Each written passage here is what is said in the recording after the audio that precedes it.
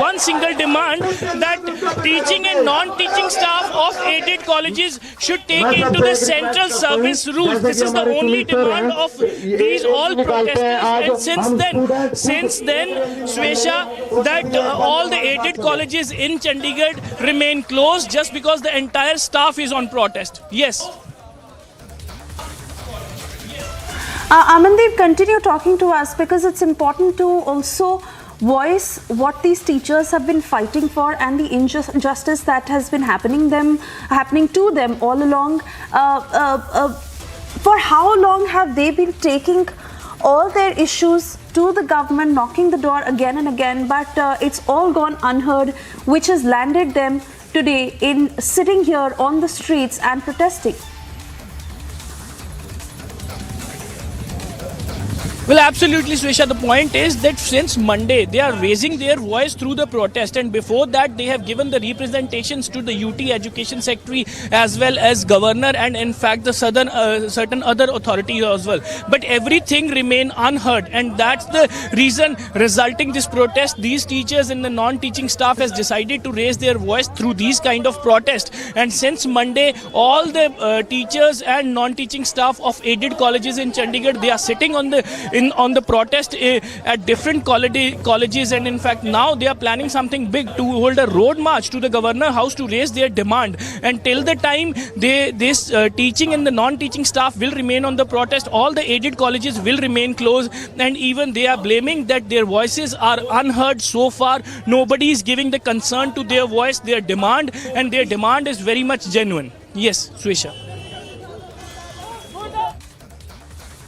All right, Amandeep, many thanks for getting us these details.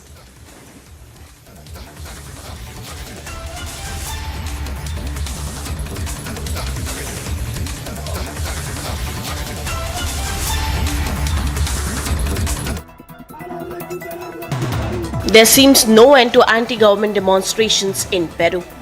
Protesters gathered in Lima to demand the resignation of Peruvian president and members of the parliament.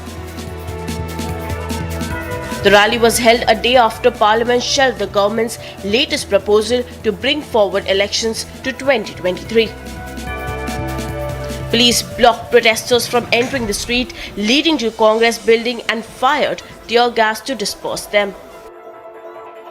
Anti-government protests also took place in Cusco, where people blocked main roads, halting traffic. Earlier, the Parliament's Legislative Committee on the Constitution shelved a proposal to bring forward the presidential elections by the end of year 2023. The Parliament's refusal comes despite daily demonstrations that began almost 2 months ago. Agency report, Republic TV.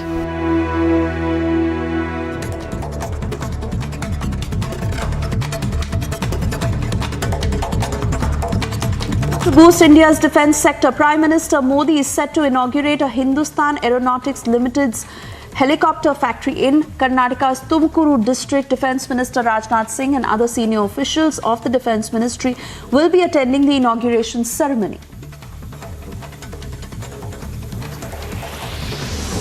Prashant Kishore made a big disclosure during Padyatra in Bihar's Gopalganj district. Attacking Nitish Kumar, Prashant Kishore said that Nitish Kumar has cheated several people. He further said that JDU had decided to quit NDA after 2019 elections itself, but Nitish made a U-turn then. A huge cache of arms and ammunition were recovered in a joint operation conducted by CRPF personnel and Assam police in Assam's Nalbari area. Additionally, 4 pistols, 7 assorted magazines and 600 kgs of suspected explosives were recovered. Action on members of the banned organisation PFI continues for the second consecutive day in the latest crackdown. 3 PFI members were arrested. Meanwhile, the court has sent the 3 accused on police remand till the 8th of February.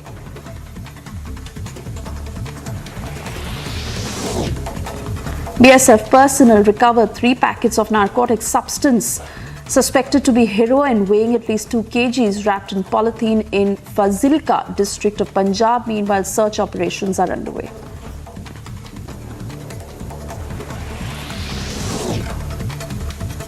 Stage is set for Telangana Chief Minister K. Chandrasekhar Rao-led Bharat Rashtra Samiti party to hold its first meeting outside Telangana and Nanded in Maharashtra. It would be the second public meeting of BRS after Khammam. It is a part of the expansion plan of the party across the country, and BRS will also be contesting all the elections in Maharashtra. AAP leader K. Mathai lodged a police complaint against Congress MLA N.A. Harris for their unruly behavior and threat to AAP volunteers in government school. The workers protested in front of the police station, demanding immediate arrest of the Congress MLA. US shot down a suspected Chinese spy balloon off the country's east coast. Earlier this week, US had claimed that the balloon was spying on sensitive military sites across North America. Today, when I was briefed on the balloon, I ordered the Pentagon to shoot it down on Wednesday as soon as possible. They decided, without doing damage to anyone on the ground, they decided that the best time to do that was as it got over water outside within the 12-mile limit. They successfully took it down, and I want to compliment our aviators who did it, and we'll have more to report on this a little later. Thank you. Mr. President, what did you say about China? What's your message to China? You were saying the recommendation was from your national security. I told them to shoot it down. On Wednesday. On Wednesday. But the recommendation They said to me, let's wait till the safest place to do it. China has expressed strong dissatisfaction and protests against the United States. China claimed use of force to shoot down its balloon, which it called a civilian airship. The statement of the Chinese Foreign Ministry comes after US military fighter aircraft shot down a suspected Chinese spy balloon.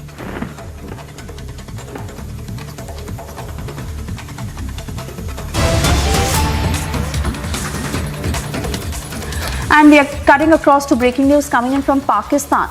A blast has been reported near Frontier Corps checkpost in Quetta. Now, according to multiple reports, people have suffered injuries due to the explosion. Those initial pictures on your screens, we are trying to get further details of this explosion in Quetta in Pakistan. But this is yet another blast that is being reported from Pakistan, where multiple people have suffered injuries due to this explosion. We are not too sure of whether any casualties have been reported at this point, but this is days after the Peshawar terror attack that there was an explosion in Quetta where multiple people have suffered injuries.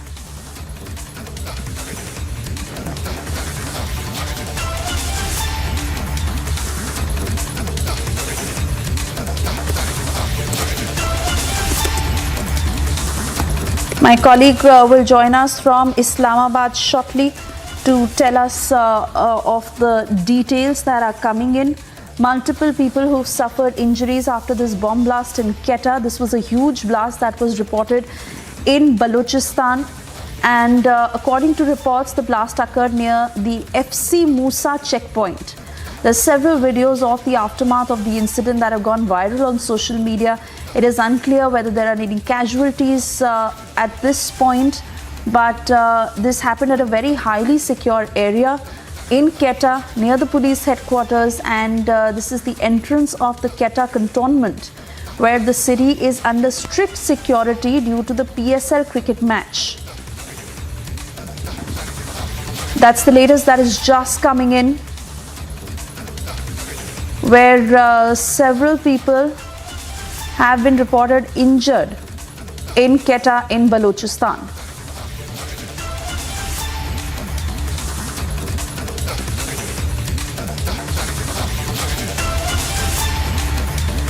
Kasper is now with me on the phone line. Kasper, give us details of where exactly this blast was, whether there are any casualties, what is the condition of those who are injured, and what are the inputs so far on who may have been responsible for this blast? Well, it was another, sad story from Pakistan. We just heard from the sources, multiple sources, and confirmed that the blast occurred on Balochistan Road, which is, situated in the heart of Quetta and very, busy road. And actually, the blast was, said to have, bombarded a pool, which is a significant pool here in the heart of Quetta. And we heard that a number of casualties has been feared, and but we don't know how many have, perished and how many people have been, injured. We don't know about this, but yet we have heard from sources it was powerful blast and casualty or fear. This is what we have got from our sources. And another thing which I want to mention at the point is, it is a series of attacks that has been unleashed by militants and terrorist organizations, including the BLA and TTP. And now we don't know which organization is behind this powerful blast. So we have to wait until more information comes our way. But it was another story from, this time Right. coming from Balochistan. And, Right. a couple of days ago, we heard a powerful blast in Khyber Pakhtunkhwa killed more than 100 people. So Pakistan is under attack by the terrorist organization at the moment. All right. Many thanks for those details.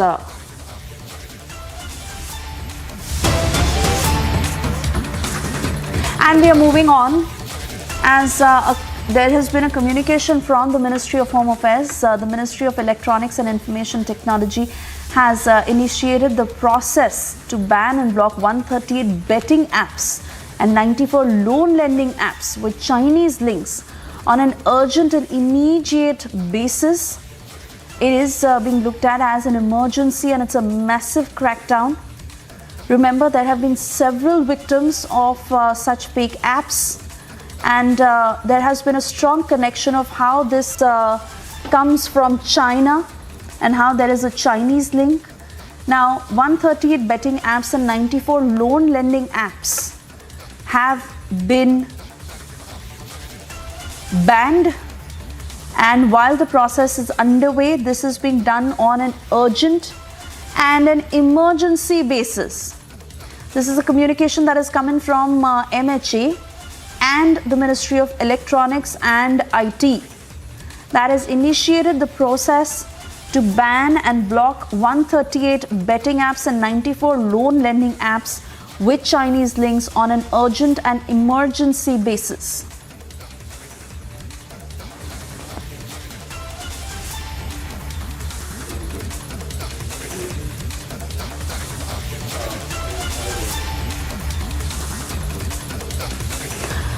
Abhishek Kapoor and Shaman Sen will join us shortly on the phone line to give us more details, as Republic has reported of the extortion and how these Chinese firms have been involved in such unscrupulous activities, which has also led to the loss of lives. These loan lending apps and betting apps that have had very many victims fall in that trap. And now the Ministry of Home Affairs and the Ministry of Electronics and Information Technology having initiated the process to ban and block these betting and loan lending apps with Chinese links on an urgent and emergency basis. Before that, Samiksha is with me on the phone line as she's gathering more details on this. Over to you, Samiksha. Well, Suyesha, the details that we are picking up at this hour is that this has been done on the recommendations of the Ministry of Home Affairs. Now, we're given to understand that the central government initiated the process to ban and block 138 Chinese apps and 94 loan lending apps. This comes after there were several complaints that were made regarding the extortion and harassment of common people, which was being noticed and reported on a daily basis. We're given to understand that these locals, these people in the country had availed small amounts of loan why these mobile apps, Chinese mobile apps being run by those entities and persons, following which this crackdown has essentially happened. Also remember, this is not the first time that the crackdown on Chinese linked firms and apps has happened. It has happened in the past as well, but this action comes on the recommendation of the Ministry of Home Affairs. The central government, just to give a recap of what we already know, the central government initiated the process to ban and block 138 Chinese apps and 94 loan lending apps with Chinese links on an urgent and emergency basis. Now, this information is coming in as per top government sources. We are also given to understand that the Ministry of Electronics and Information Technology is learned to have taken the decision based on the MHA recommendation, as I just mentioned. Also, we're given to understand that it was this week itself that the MHA had recommended the banning of these apps, following which a quick action has been taken by the officials. And like I just mentioned, there were several complaints that were coming on a day-to-day basis of how these people were being duped by these Chinese-linked apps. It is also learned that these Chinese-linked apps are the brainchild of Chinese nationals who hired Indians and made them directors in their operations. So this is how the Chinese apps really operated. It was essentially the brainchild of Chinese nationals. They hired Indian nationals, made them the directors, and that is how they went about in running the whole operation. These people in the country were lured into taking this loan and then jacked up the interest by up to 3,000% annually.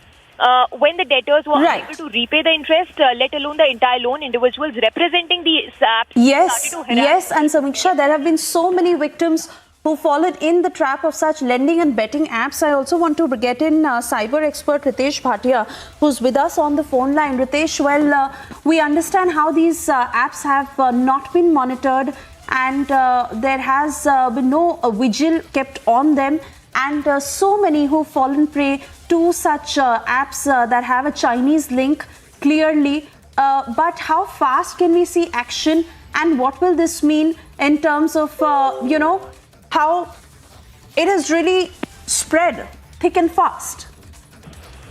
Hi. I think, the action is quite welcome because, it is just not this is the first time that this is happening. Earlier also several apps have been banned. And with the deeper penetration of all these Chinese mobiles, there are these preloaded apps which are there. They themselves are also nothing but surveillance apps as such. Moreover, if we look at the betting and if we are looking at the loan apps, we have already seen that what really happened with the loan apps. People have committed suicide. Till date, people are being harassed. Till date, very recently also I got several victims in 1 week itself, in the last 1 week itself also. So this is a very welcome move. Let us also understand... Ritesh, while you do convey your point there, I want to thank you at the moment for sharing all this information with us. We cut across to Prime Minister Modi, who is delivering an address at this point. खेल रत्न से सम्मानित para athlete भाई देवेंद्र झांझड़िया दिख रहे हैं। Arjun awardee साक्षी कुमारी और अन्य senior खिलाड़ी भी हैं। यहां आए खेल जगत के इन सितारों को जयपुर ग्रामीण के खिलाड़ियों का उत्साहवर्धन करते देख मुझे बड़ी प्रसन्नता हो रही है। साथियों, आज देश में खेल प्रतिस्पर्धाओं और खेल महाकुंभों का जो सिलसिला शुरू हुआ है, वो एक बड़े बदलाव का प्रतिबिंब है। राजस्थान की धरती तो अपने युवाओं के जोश और सामर्थ्य के लिए ही जानी जाती है। इतिहास गवाह है, इस वीर धरा की संतान ने रणभूमि को भी अपने शौर्य से खेल का मैदान बना देती है। इसलिए अतीत से लेकर आज तक जब भी देश की रक्षा की बात आती है तो राजस्थान के युवा कभी किसी के पीछे नहीं होते हैं। यहां के युवाओं के इस शारीरिक और मानसिक सामर्थ्य को विकसित करने में राजस्थानी खेल परंपराओं का बड़ा योगदान रहा है। सैकड़ों वर्षों से मकर संक्रांति पर आयोजित होने वाला खेल दड़ा हो या बचपन की यादों से जुड़े सितोलिया, रुमाल झपटा जैसे परंपरागत खेल हो, ये राजस्थान की रग रग में रचे बसे हैं। इसलिए इस राज्य ने देश को कितनी ही खेल प्रतिभाएं दी हैं, कितने ही मेडल देकर तिरंगे की शान को बढ़ाया है। और आप जयपुर वालों ने तो, आपने तो सांसद भी ओलंपिक पदक विजेता चुना है। मुझे खुशी है कि राजवर्धन सिंह राठौड़ जी, उनको देश ने जो दिया है उसे वो सांसद खेल स्पर्धा के जरिए नई पीढ़ी को लौटाने का काम कर रहे हैं। हमें इन प्रयासों को और विस्तार देना है ताकि इसका प्रभाव और भी व्यापक हो।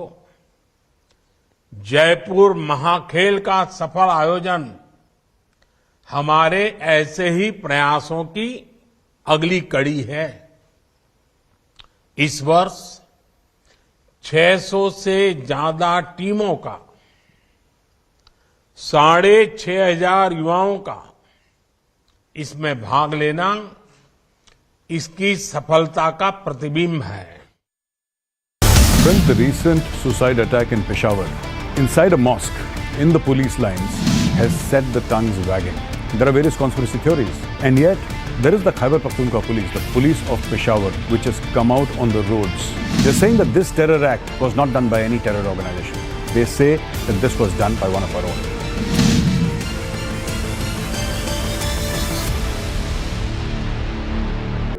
In the global employability rankings by Times Higher Education UK, only the following 6 institutions from India are ranked amongst the top 230 in the world for having the most employable graduates.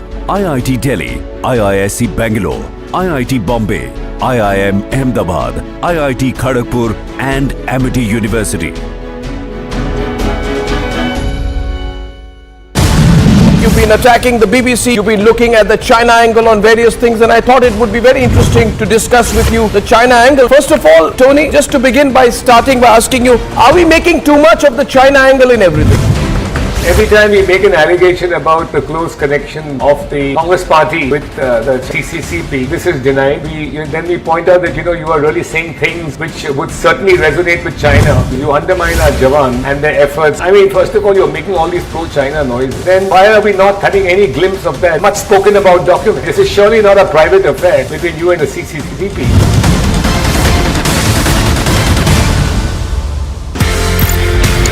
Victor force, delta force, uniform force, इनके नाम के पीछे क्या है sir? 6 months I went to Chief's office one day. The force headquarters have been sanctioned and we have to give the names. Think of the names today and tomorrow we want the name. I said, sir, जो valley में है, call it Victor Force. Kashmir में है, call it Kilo Force. He said, Alpha Bravo Charlie जानता है. मैं कहा, sir, this is all that I can think of the time that you have given me.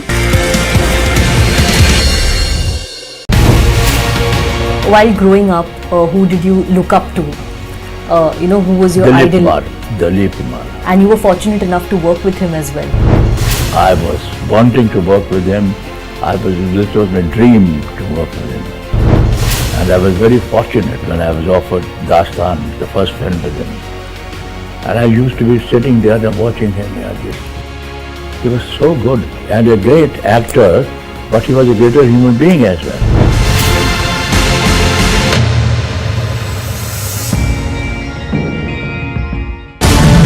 Mr. Jethmalani, you have said that the BBC is paid by China. Now, question is, you've also said that there are several Chinese companies transacting with the BBC. Does this mean the BBC is bought over? We are one of the biggest dangers to China. There was a time when the BBC had been reduced to beggary, and obviously they've gone with the begging bowl, found a very willing China who's willing to use their brand, and this brand is now peddling false narratives against enemy countries in those countries. China is now peddling falsehoods in our country. Friends, the recent suicide attack in Peshawar inside a mosque in the police lines has set the tongues wagging.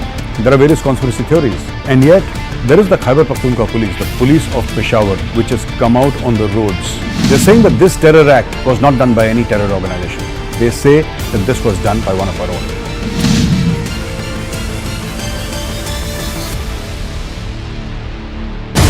there is a BBC China conspiracy. In that case, what is the intention? Is it to needle Narendra Modi? Is it to upset the Narendra Modi campaign for 2024 re-election? For the first time, Prime Minister.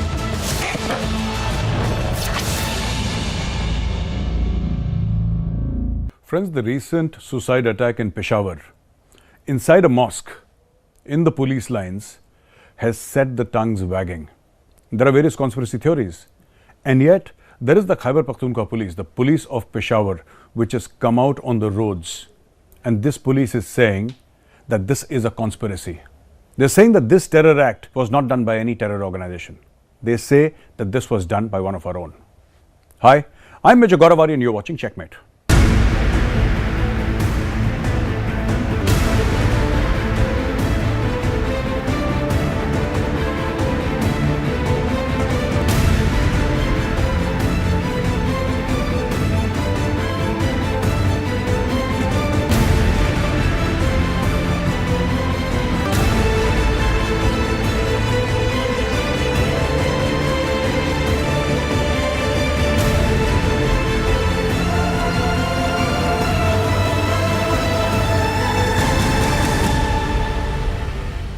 Ladies and gentlemen, take a look at this video.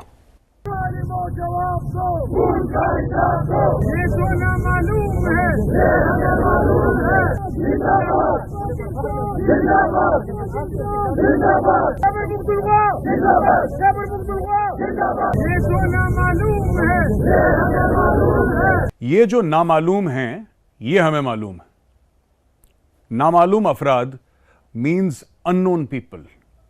And this is exactly what the Khyber Pakhtunkhwa police is saying, the Peshawar police is saying, that we know who these unknown people are. And in Pakistan, when you say unknown people, it means establishment, it means the ISI. This is a very grave accusation and this is floating around in Pakistani social media. And what they are saying is this, that the establishment, which is another word for the Pakistan army, does not want elections in Khyber Pakhtunkhwa right now because they know that Imran Khan will win. They know he will win. Let us do something so that elections get postponed. And what are 100 Pakistani citizens? Let's kill them. This is what is being insinuated on social media. This is not what I'm saying. But you heard Peshawar police saying, ye jo namalum hai, ye hame malum hai. We know as policemen, we know who these unknown people are. So, here is the crux of the story. There is a suicide bomber. This suicide bomber enters a mosque in the Khyber Pakhtunkhwa police lines, in the Peshawar police lines. Now, this area is heavily guarded, ladies and gentlemen. So, please don't think of it as an area in Delhi or in Mumbai where, touch wood, there is no terrorism. Khyber Pakhtunkhwa, where everything is indirectly related to what the Taliban does in Afghanistan. It is the playground of the Tehreek-e-Taliban Pakistan. That is Khyber Pakhtunkhwa, the home of the Pashtuns. Now, the people undoubtedly have suffered a lot for the past 40 years. The people of Khyber Pakhtunkhwa, earlier it was known as FATA. Now, these areas are rife with terrorism, rife with various groups, the Al-Qaeda, the Islamic State, Daesh, Tehreek-e-Taliban Pakistan, Jamaat-ul-Harar, and so many more. Now, this attack takes place, a suicide bomber. Now, this is the story. And you've got to hear this, this is fascinating. A suicide bomber with I don't know how many kilos of explosives, 15, 20, 25. I'm assuming because the roof of the mosque, the concrete roof of the mosque came down. This explosion was so powerful and many people died because the roof collapsed. They died under the weight of the roof. Now what happens is that this man straps on a suicide jacket. He wears a police uniform and according to certain sources inside Peshawar police, he uses a police vehicle. He crosses 3 main checkpoints and 2 smaller checkpoints, in total 5 checkpoints. This is what people on social media are saying, right? And he arrives at the police station, which is there, the local police station. He enters the police station. From inside the police station, he enters the mosque. And when the suicide bomber enters the mosque, he stands in the front row where the imam is standing, and then he blows himself up. Now, how's this even possible?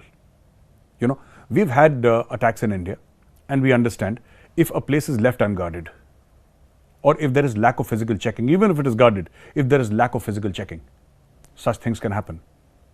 But how can a suicide bomber who is strapped on with so much of explosive. Go inside, deep inside the police lines of Peshawar, one of the most heavily guarded police stations or police lines in South Asia, and then explode and kill around 103, 104 people. It is unimaginable. A lot of senior people in the Peshawar police are saying, we are very sure, we are sanguine that this suicide bomber had help from the inside. Which means that this is an internal job. This is what the people are saying. You have people like Abdul Basit, former ambassador to India, High Commissioner to India, Pakistani, saying that we know who has done it, insinuating that India possibly had a hand in this because he mentioned the Johar town blast. Now, the Johar town is an area where Hafiz Saeed was supposed to be living, and there was a blast outside Hafiz Saeed's house. I'm sure you remember more than a year back. There was a blast, and everybody, said that India is trying to kill Hafiz Saeed. So, this is what they are insinuating. But the fact of the matter is, their own police force, the Khyber Pakhtunkhwa police force, is saying, "Ye jo namalum hai, ye hame malum hai." We know who is responsible for these attacks, and these attacks have been carried out to delay elections because you do not want Imran Khan to come to power. Now, we have heard about dirty politics. We've grown up with dirty politics in South Asia. In India, we have seen it. We have seen, after the election commission became active, after the time of TN session, things have become much, much cleaner. But people of my vintage have seen dirty politics, in their teenage years. And we realize that politics will be dirty everywhere. But this level of politics, where more than 100 people can be killed so that somebody is denied the opportunity to win an election, this is something that blows the mind. And in another instance, Shehbaz Sharif, the Prime Minister of Pakistan, questions Imran Khan and says, who is responsible for Peshawar? Now, he's got another story to tell. He's saying that Imran Khan Niazi, the former Prime Minister of Pakistan, is responsible for terror. And here is why. He says that Imran Khan was the one who came out with this grand plan of settling TTP terrorists, who had gone into Afghanistan to fight along with their Taliban brethren against the United States of America to get them back. And there was this grand Imran Khan plan to settle 5,000 TTP terrorists in Khyber Pakhtunkhwa. A total of 45,000 people because they came with their kids and their families and their parents, etc. This is what Imran Khan wanted to do. And Imran Khan could be heard complaining that, the states did not support him and the states did not want the terrorists to settle down for obvious reasons, obviously. Nobody wants to get killed. But Imran Khan is the same person, who wanted to talk with the Tehreek-e-Taliban Pakistan, who wanted to give Tehreek-e-Taliban Pakistan an office in Peshawar. It was Imran Khan who said that they must have an office. They are like any other organization, any other NGO. And Imran Khan also said, let's talk to the Tehreek-e-Taliban Pakistan after the Tehreek-e-Taliban Pakistan admitted to killing more than 130 children in the APS Peshawar school massacre. This is Imran Khan for you. There is no bigger lawyer, no bigger advocate for the Tehreek-e-Taliban Pakistan inside Pakistan than Imran Khan Niazi. In other news, what has happened is that Shehbaz Sharif has again questioned the Khyber Pakhtunkhwa government, which Imran Khan's people, the PTI, had been running for many, many years. And he says, 417 billion in anti-terror funds were given to you, given to the Khyber Pakhtunkhwa government. Where is that money? Apparently, that money, so says Shehbaz Sharif, the current Prime Minister of Pakistan, that money has disappeared. There is a black hole, that money has disappeared and that money cannot be traced. Maybe somebody has taken away the money, or maybe it has been put to other uses, but it is certainly not put for counterterrorism uses, which is why he's saying, where is 417 billion Pakistani rupees worth of anti-terror funds? How can they just disappear out of thin air? Another question that is which is being raised in Pakistan. The IMF team is there in Pakistan right now, and the IMF team is having these rounds of meetings with Pakistani authorities. And IMF says, that your circular debt management plan is wrong.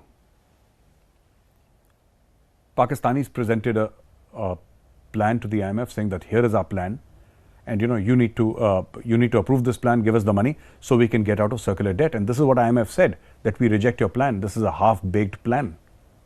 This is a half-baked plan, and in this plan, essentially what they're saying is that you must increase electricity tariff by Pakistani rupees 12.5.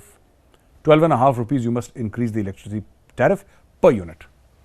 And this is obviously something that the government does not want to do because it will become highly unpopular in an election year. People are already groaning and moaning under the weight of inflation. Onions cost 320 rupees in Pakistan, and there is no way a middle class man can afford to feed his family and educate his family. Things are spiraling downhill. The rupee to the dollar ratio has gone for an absolute toss. I think the rupee has hit 270 and still going south. They're saying it's going to cross 300. I don't know, but that's what they're saying. That's what my Pakistani friends say. And here, it says that the Washington-based lender termed the revised CDMP, which is the Circular Debt Management Plan, unrealistic, which is based on certain wrong assumptions. So the government will have to bring in more changes in policy prescription to restrict the losses of cash bleeding power sector. So what is happening is that Pakistan is giving massive subsidies. And what the IMF is telling Pakistan that you're welcome to give subsidies provided you have the money. What Pakistan is doing is begging for money, from outside lenders and giving subsidies. This is also happening in India, by the way. But in India, people are not taking this money from outside lenders. They're taking it from the central government. So what you do is you take money as a Pakistani government official or a Pakistani minister. You take money from the IMF, you take money from China, you borrow money at unrealistic interest rates, right? And then you give massive subsidies to your people to make them happy. Except that this money does not exist. This is why in the energy sector they have such a huge looming crisis of circular debt. In fact, it's no longer looming, it's there, it's right in your face in Pakistan. Their energy sector is collapsing under the weight of this circular debt and there is no way out. And they want to keep on giving subsidies, keep on borrowing money, keep on giving subsidies. Subsidies through money which they don't have. And unfortunately, Pakistan's foreign exchange reserve is now at $3.1 billion. That's all that Pakistan has. And this is good enough to cover 2.5 weeks of imports. After that, Pakistan will collapse. In another twist, what has happened is that Ishaq Dar, the finance minister of Pakistan, has asked the State Bank of Pakistan to reach out to philanthropists outside. Rich Pakistanis who have supported Pakistan in terms of crisis, who are big-time donors.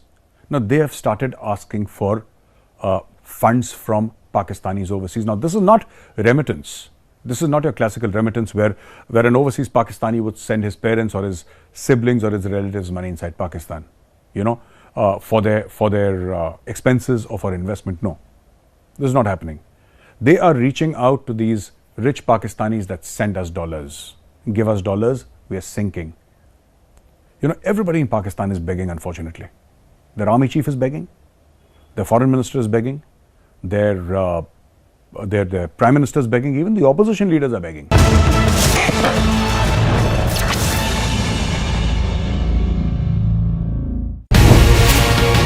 You're famous for your dialogues. I'm sure everybody who's seen your films remember the dialogues that you've given us. I was already established as a star in my way. So Azad Saab told me, I want you in this film. And then he said it is only a special appearance. I was little bit of conscious of it. ये ना हो कि कल मैं आपकी picture में guest appearance करूँ, वो भी मुझे कहें तो guest appearance. He says, no, I don't want to know that.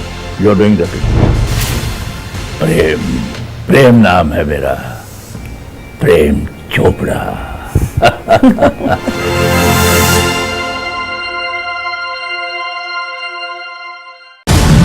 You've been attacking the BBC, you've been looking at the China angle on various things, and I thought it would be very interesting to discuss with you the China angle. First of all, Tony, just to begin by asking you, are we making too much of the China angle in everything? Every time we make an allegation about the close connection of the Congress party with the CCCP, this is denied. Then we point out that, you are really saying things which would certainly resonate with China. You undermine our Jawan and their efforts. I mean, first of all, you're making all these pro-China noises. Then why are we not having any glimpse of that much spoken about document? This is surely not a private affair between you and the CCCP.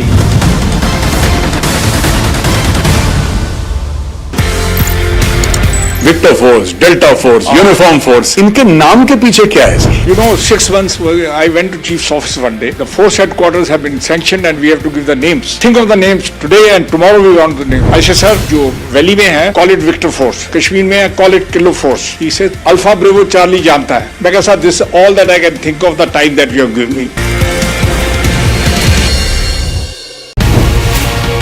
While growing up, who did you look up to? Who was your idol? Dilip Kumar. And you were fortunate enough to work with him as well. I was wanting to work with him. This was my dream to work with him. And I was very fortunate when I was offered Dastan, the first film with him. And I used to be sitting there and watching him. He was so good and a great actor, but he was a greater human being as well.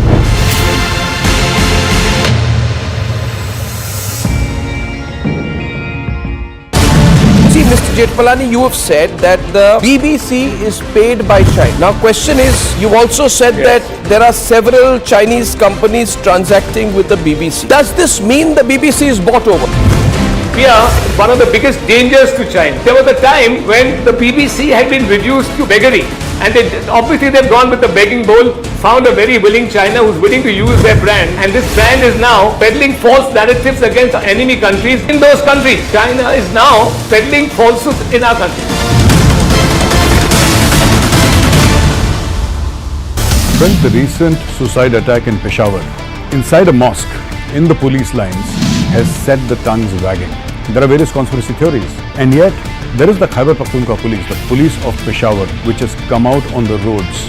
They're saying that this terror act was not done by any terror organization. They say that this was done by one of our own.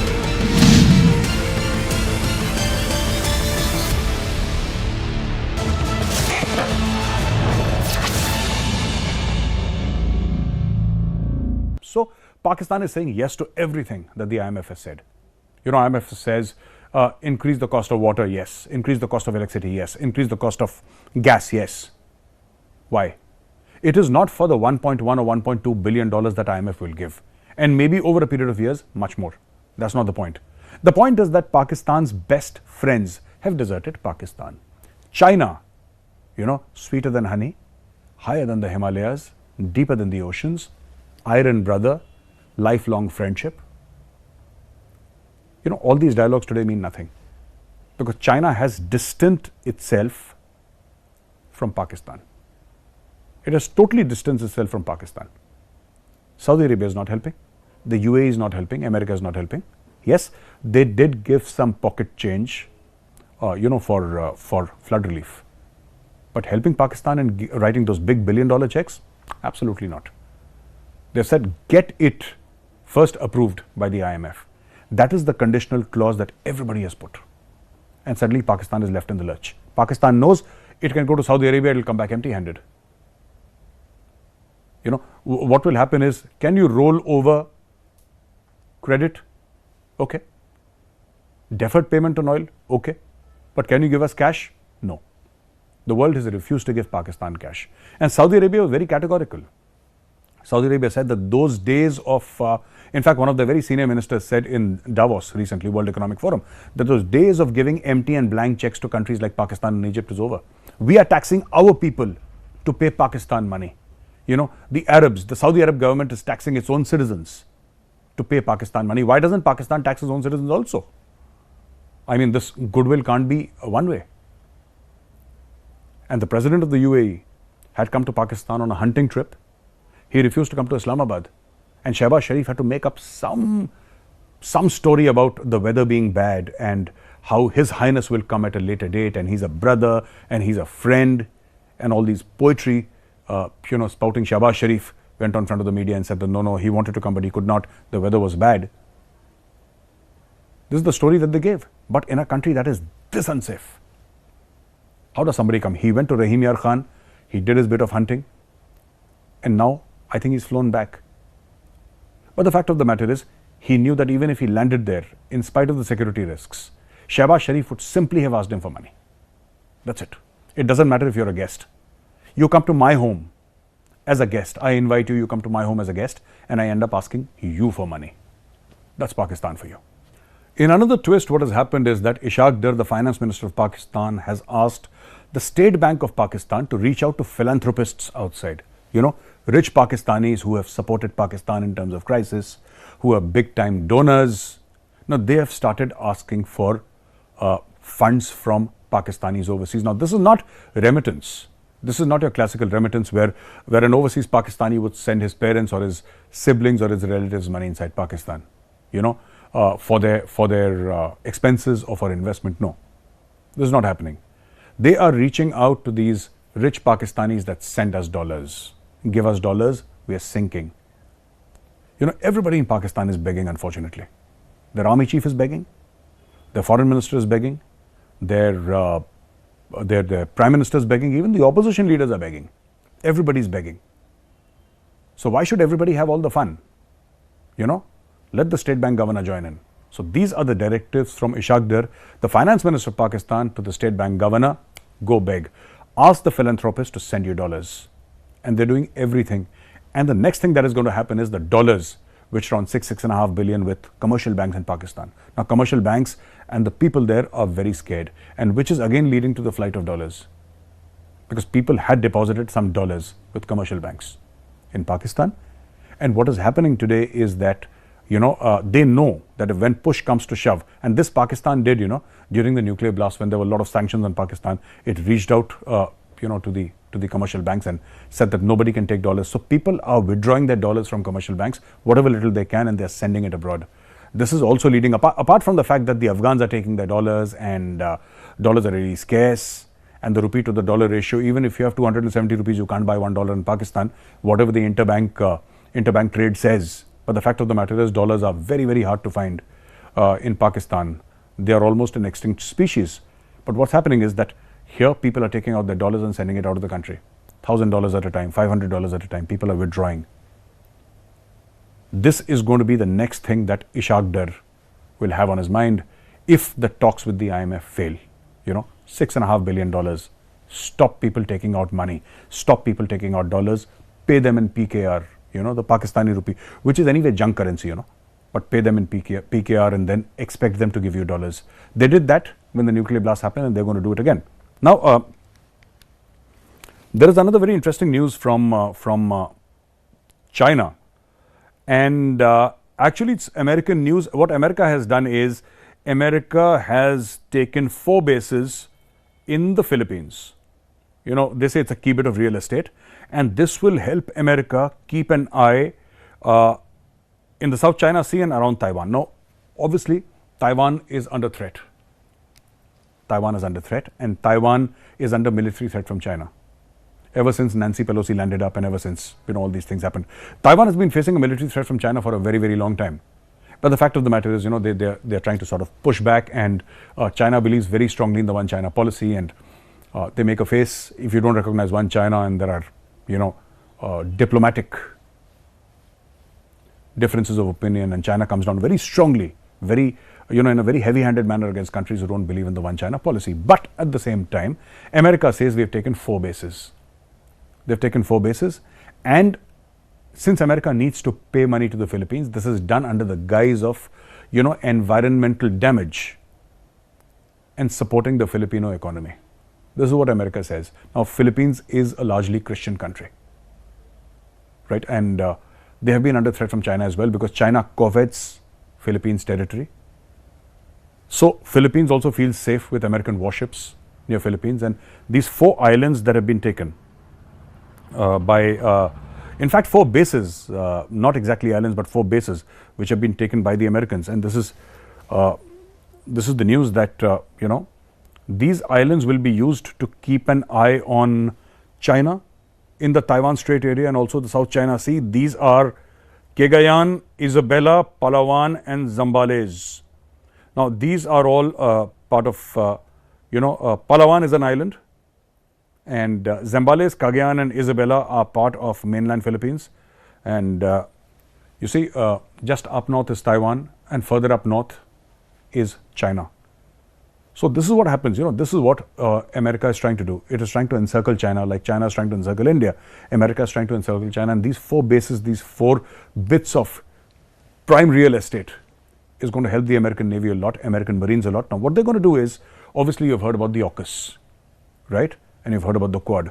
Now, India does not want to weaponize the Quad because India says that, you know, we are not into this. We don't want to do this. We don't want to get into a military confrontation with anybody. We are focusing on our economy, our infrastructure. We'll only get into a military confrontation if, you know, it's thrust upon us. Otherwise, no. So, as you know, India is a peace-loving nation. What has happened is that the Americans have absolutely weaponized the Quad, minus India, and they have AUKUS. And now what is going to happen is they're going to build infrastructure there, and they are going to have American aircraft carriers, you know, docking there. China numerically today has, I think, the largest navy in the world, if I'm not mistaken. But China does not have the kind of weapon systems that America has. It does not have the kind of, you know, nuclear submarines. It does not have the kind of aircraft carriers. I think America has 11 or 12 aircraft carriers, all nuclear powered, 100,000 tons displacement. This is massive firepower. To put this firepower at the doorstep of China is something that will really, really spook China. And I don't think China wants that. The next news again is from Pakistan, in which, you know, the Prime Minister, Pakistan's Prime Minister Shehbaz Sharif says that self-created hurdles, you know, Pakistan created hurdles to CPAC itself. Imran Khan said no to CPAC because he thought that it was a scam, which I agree with Imran Khan. CPAC is a major, major scam. And Imran Khan almost shut down CPAC. You know, he almost shut down CPAC. But Shehbaz Sharif is back in the saddle.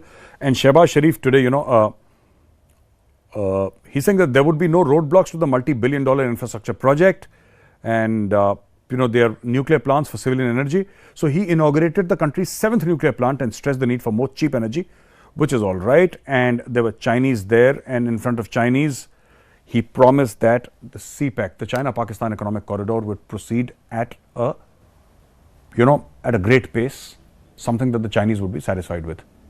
But you know, here's the problem. Shehbaz Sharif is trying to do two things. First, put CPAC back online and getting the army to launch anti-terror operations.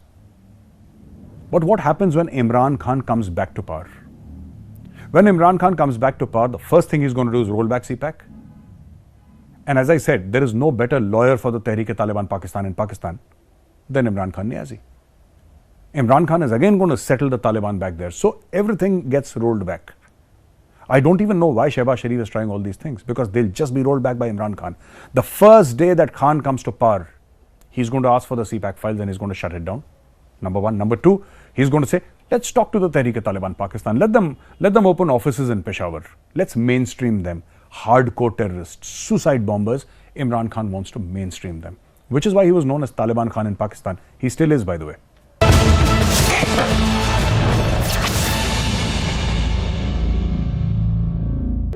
In the global employability rankings by Times Higher Education UK, only the following 6 institutions from India are ranked amongst the top 230 in the world for having the most employable graduates. IIT Delhi, IISc Bangalore, IIT Bombay, IIM Ahmedabad, IIT Kharagpur and Amity University.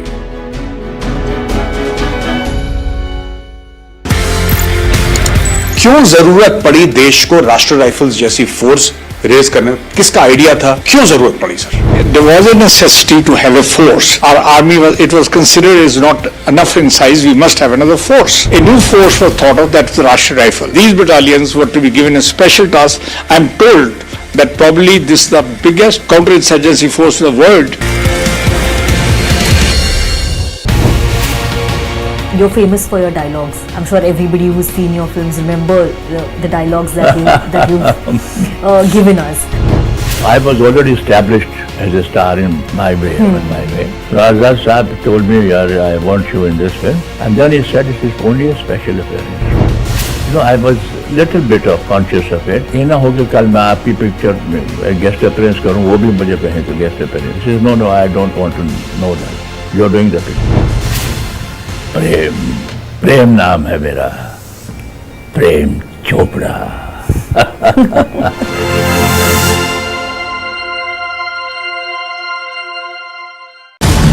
You've been attacking the BBC, you've been looking at the China angle on various things, and I thought it would be very interesting to discuss with you the China angle. First of all, Tony, just to begin by starting by asking you, are we making too much of the China angle in everything?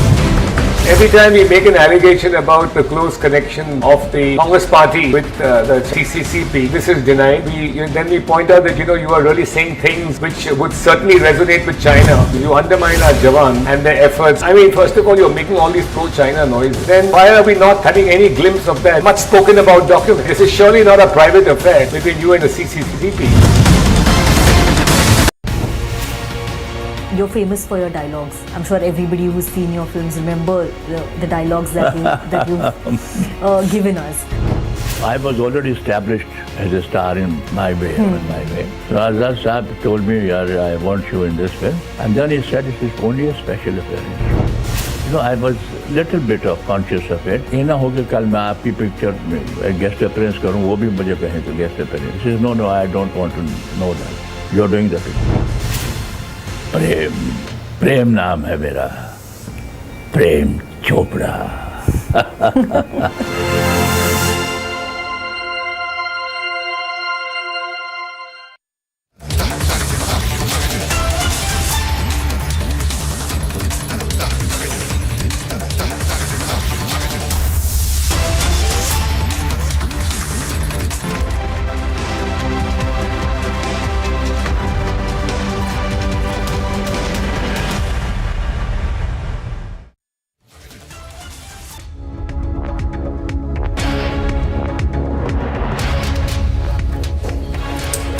Viewers, we are live and breaking and you're watching Republic TV. This Sunday, we have a lot of breaking developments. Many stories have moved forward, including the Chinese balloon, which over the US, it has been shot down. We'll get to you all the updates. But first, the top headlines we're tracking at this moment.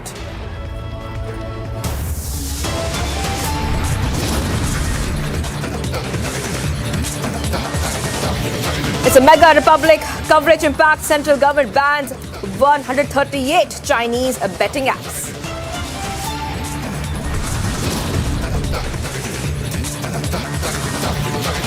FIR filed against former cricketer Vinod Kambli. A wife slaps charges of beating and abusing.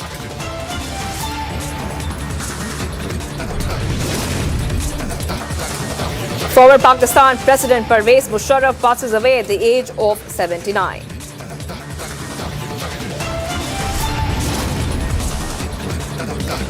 Freebie politics hits Karnataka ahead of assembly polls. Cookers and clocks distributed to woo the voters.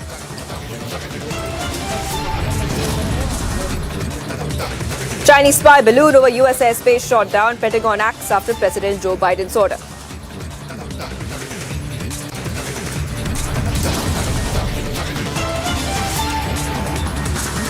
China expresses strong dissatisfaction after balloon shot down. Beijing threatens of repercussions.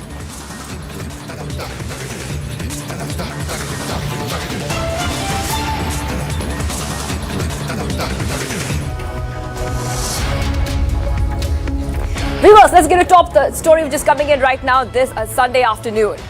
Now, there's a big crackdown on Chinese apps that has been happening for a while. But what we have learned so far, this is breaking news coming in at this point of time, that around 138, I repeat, 138 betting apps of China, from China, which have originated from China, the effort is on by India to block them. That's a big story that we are tracking right now. And not just that, we're also learning that 94 loan lending apps with Chinese links are on an urgent and emergency basis. They will be blocked. So that we're getting some breaking news for you right now. It's just not that, viewers. It's a big Republic impact where the government is banning 138 Chinese betting apps. And let's go across to our senior executive editor, Abhishek Kapoor. Abhishek, it's a well-known fact. In fact, the entire world is aware that how Chinese apps are not just apps like they project to help people achieve a certain goal, whether it be anything, whether it be TikTok or whether it be anything else, entertainment or finances. It's also the government suspects, not just Indian government, but governments all over the world suspect it's a spy tool as well. So this is a very big update coming in, isn't it, Abhishek?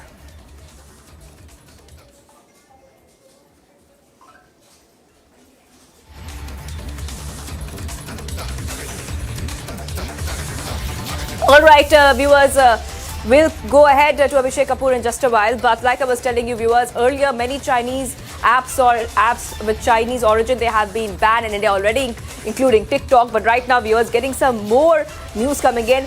138 betting apps and 94 loan lending apps with Chinese links on an urgent and emergency basis. They have been blocked. And this is the communication that we have received from Ministry of Home Affairs, Ministry of Electronics and Information Technology. They have initiated the process to ban these apps. 138 apps which are going to get banned right now. 94 apps with Chinese links have been banned. And I believe that we have Abhishek Kapoor, our senior executive editor, back with us. Abhishek, we lost you for a while there. But this is a very big development, also Republic impact. And like I was telling our viewers, if we could talk a little bit more on it, how that these Chinese apps, like, they project themselves that they are there to help when it comes to financial news, or whether it be TikTok or any other apps, entertainment apps. But the entire intention of China is not just to give out these apps for free. It also could be a spy tool, and that's exactly what India has been worried about, and this big move has come.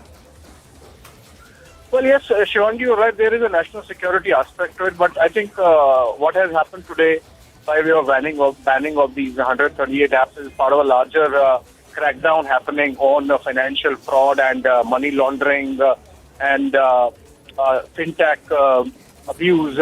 And we have seen, if you do a summation of all the apps and these platforms that have been banned or under scanner, the number could go well above 1,000 now. We know the major Chinese apps, including TikTok, have been banned in India. And the reason is that the Chinese platforms were abusing this technology for money laundering and financial crime and fraud. So, for example, they were using platforms of some NBFCs, of course, in cahoots with those people here, and indulging into microfinancing and micro-lending and taking prohibitive interest rate and return money, and that money was being brought back to China. Enforcement Directorate has been at the vanguard of these investigations, but then a thought came that why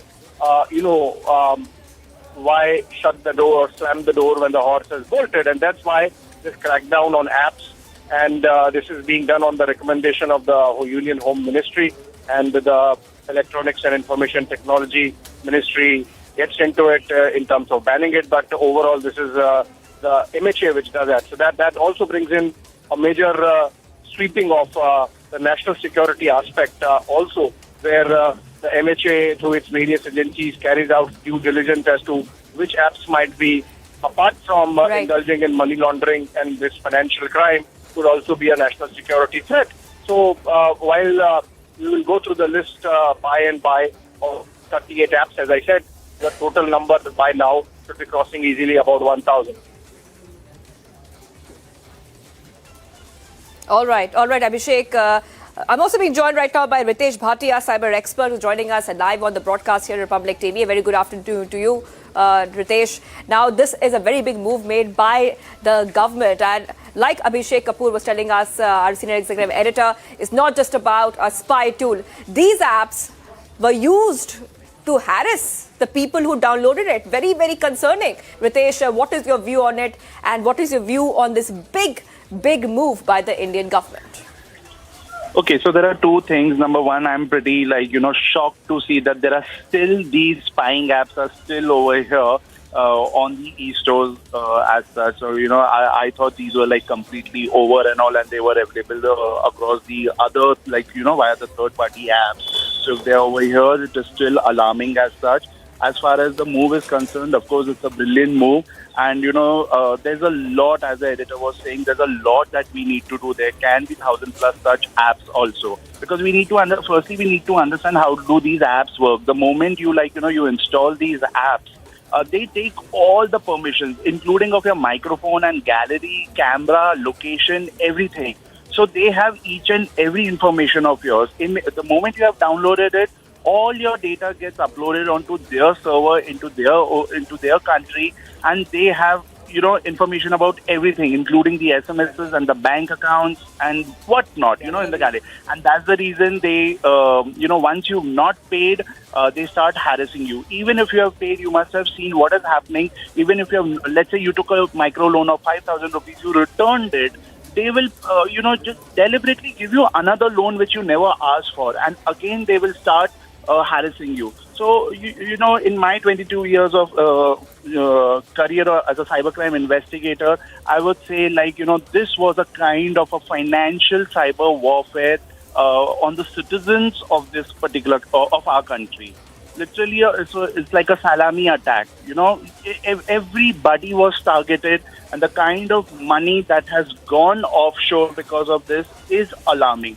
So this is definitely a welcome move. There also needs to be, you know, as far as the gaming and betting apps is concerned, I wouldn't say anything about these categories. In fact, the whole phones, all our Chinese phones, the popular ones, the mid-range ones, they are doing something like this only.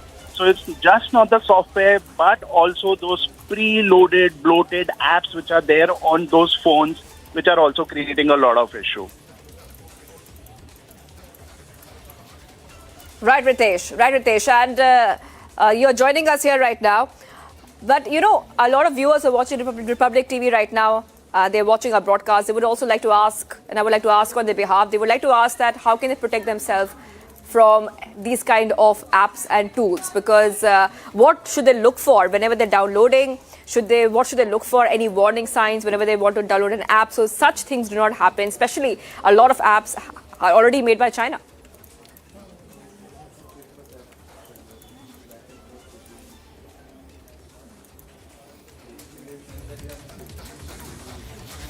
All right, we'll get back to Ritesh Bhatia, cyber expert. We're getting some breaking updates coming in. We'll move to that story right now. But the big crackdown on Chinese betting apps has happened. The Indian government has banned 138 Chinese betting apps. Getting some more breaking updates coming in.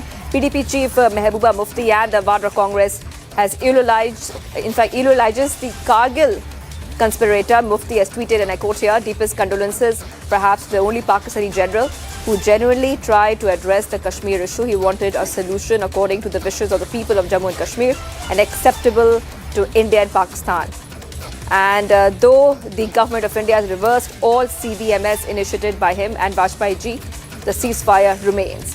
So we're seeing this another comment coming in right now, and where the PDP chief Mehbooba Mufti and the Vadra Congress itself, they have made these comments. Remember that Pervez Musharraf has passed away a short while back in Dubai after suffering from a prolonged illness. But what we are learning so far is that even though he had a very big part in Kargil, Pervez Musharraf, we are seeing that a statement has come out where the Vadra Congress and Mufti have spoken about him and called Musharraf a force of peace. He is also saying that the Congress has called him a force of peace, even though he played a very big part. I repeat, Pervez Musharraf had played a very big part when in that Kargil war. He had waged a war against India. He had led that. Yet we are seeing a comment coming in from the Vadra Congress where Musharraf is being called a force of peace. And Mufti has also tweeted and commented that he genuinely tried to address the Kashmir issue. And BJP, of course, has now gone ahead, have slammed the Congress and Mufti for, in fact, talking about him and giving him that kind of importance, even though he has passed away and lost the battle to a very, very serious disease. But this kind of comment coming in where Musharraf is being called a force of peace, that's a very, very shocking statement coming in. Not the first time that we're seeing Mehbooba Mufti talk about such things. In fact, that tweet is on your screen right now. Deepest condolences, perhaps the only Pakistani general who genuinely tried to address the Kashmir issue. He wanted a solution according to the wishes of the people of Jammu and Kashmir, acceptable to India and Pakistan, though the government of India has reversed all CBMs initiated by him. So that is the tweet coming in, viewers, at this point of time. And we will, of course, be going very soon to our colleagues who will be joining us live to speak on this. Remember, Mehbooba Mufti in the past has made controversial comments as well. She has also questioned the role of the army in Jammu and Kashmir. She has questioned our forces. So not the first time we are seeing that this kind of statement coming out from Mehbooba Mufti. But even the Vadra Congress, the Congress itself coming out and making such statements and calling him a force of peace. So the BJP has slapped the Congress and Mufti for speaking of Musharraf in such a light. Remember that Pervez Musharraf has passed away at the age of 79 shortly in the morning sometime. And right now he had in fact lost his battle to a prolonged illness. But this kind of comment coming in shortly after that, that is very concerning from Mehbooba Mufti. I'm being joined right now by our senior executive editor, Abhishek Kapoor. Abhishek, I just want to, you're joining us live. If you could just tell our viewers exactly why this comment coming in from Mehbooba Mufti is very concerning. Even though Pervez Musharraf has lost his life, but calling him a force of peace, the Vadra Congress also saying that is extremely concerning. Abhishek, go ahead.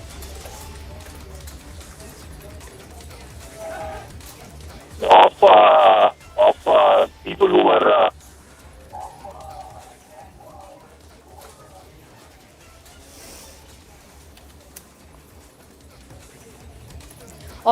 All right, we'll be going back to Abhishek Kapoor, our senior executive editor, in just a moment, but just try to clear out that audio line we have with him. He'll be back with us in a moment, viewers. But right now, this comment coming in from Mehbooba Mufti, where he said he genuinely tried to address the Kashmir issue, even though the facts don't support that.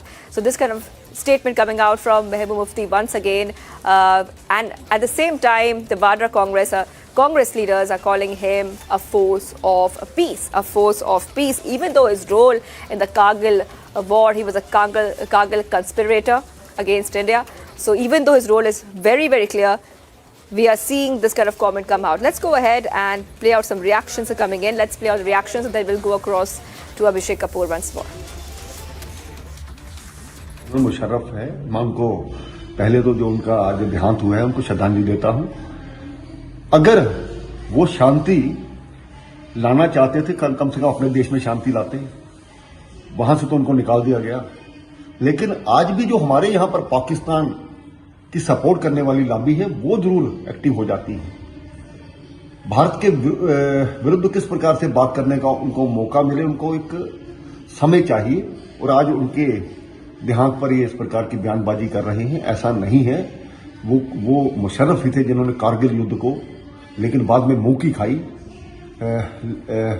Bharat की तरफ से हमेशा शांति का प्रयास रहा है, लेकिन इन्हीं लोगों के कारण से वो जो भारत पाक के रिश्ते थे वो खराब होते रहे।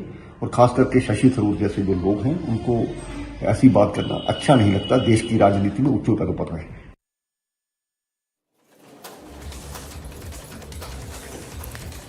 All right, we will in fact go ahead and we'll go ahead to Abhishek Kapoor in just a moment. We're being joined right now by more guests are joining us right now on the phone line. I'm being joined right now by SP Vaid, who's a former DGP of Jammu and Kashmir. Thank you for joining us here, SP Vaid. Now, this kind of comment coming in, even though Pervez Musharraf has lost his life to a very, very serious ailment, and even though it's tragic when someone of his stature has lost his life, but the kind of comment coming in where the facts are being distorted, not just by Mehbooba Mufti, but also by the Congress, this is extremely concerning. SP Vaid. Hello. Hello. Yes, I can hear you. Go ahead. Yeah. SP Vaid, we can hear you. You can go ahead. You're on air.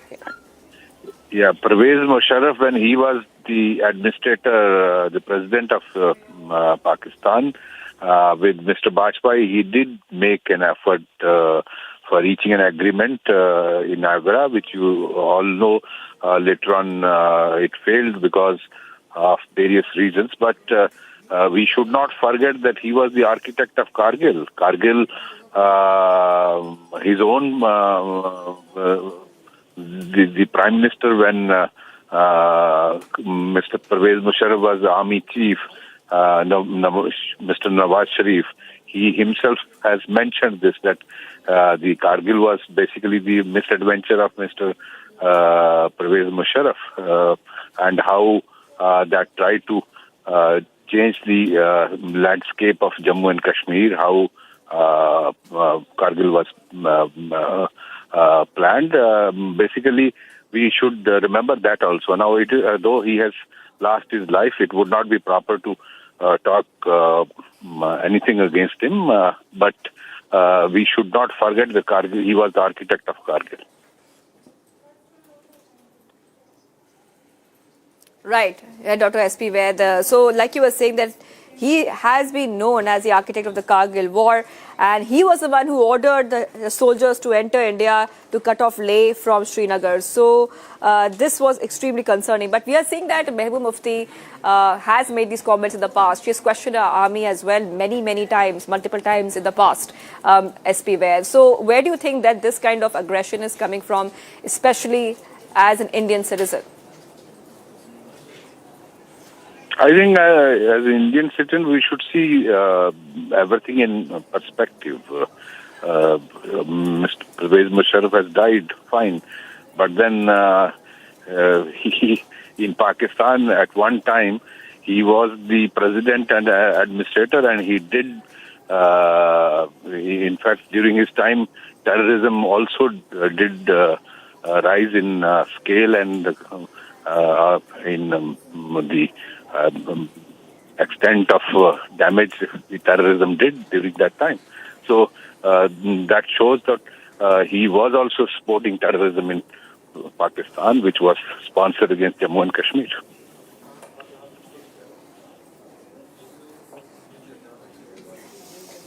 Right. Okay. Okay, thank you so much, Dr. S.P. Vaid, former Jammu and Kashmir DGP, for joining us here on Republica TV. And so the top story right now that we're tracking, that even though Pervez Musharraf is known as the architect of the Kargil war, he's also known to, in fact, wage that war against India and lead it from the front. Even though these facts are on the table, we are seeing Mehbooba Mufti come up with a very controversial statement right now. In fact, the Congress has also called him a force of peace, and this coming in shortly after Pervez Musharraf lost a very long battle to a serious illness, viewers.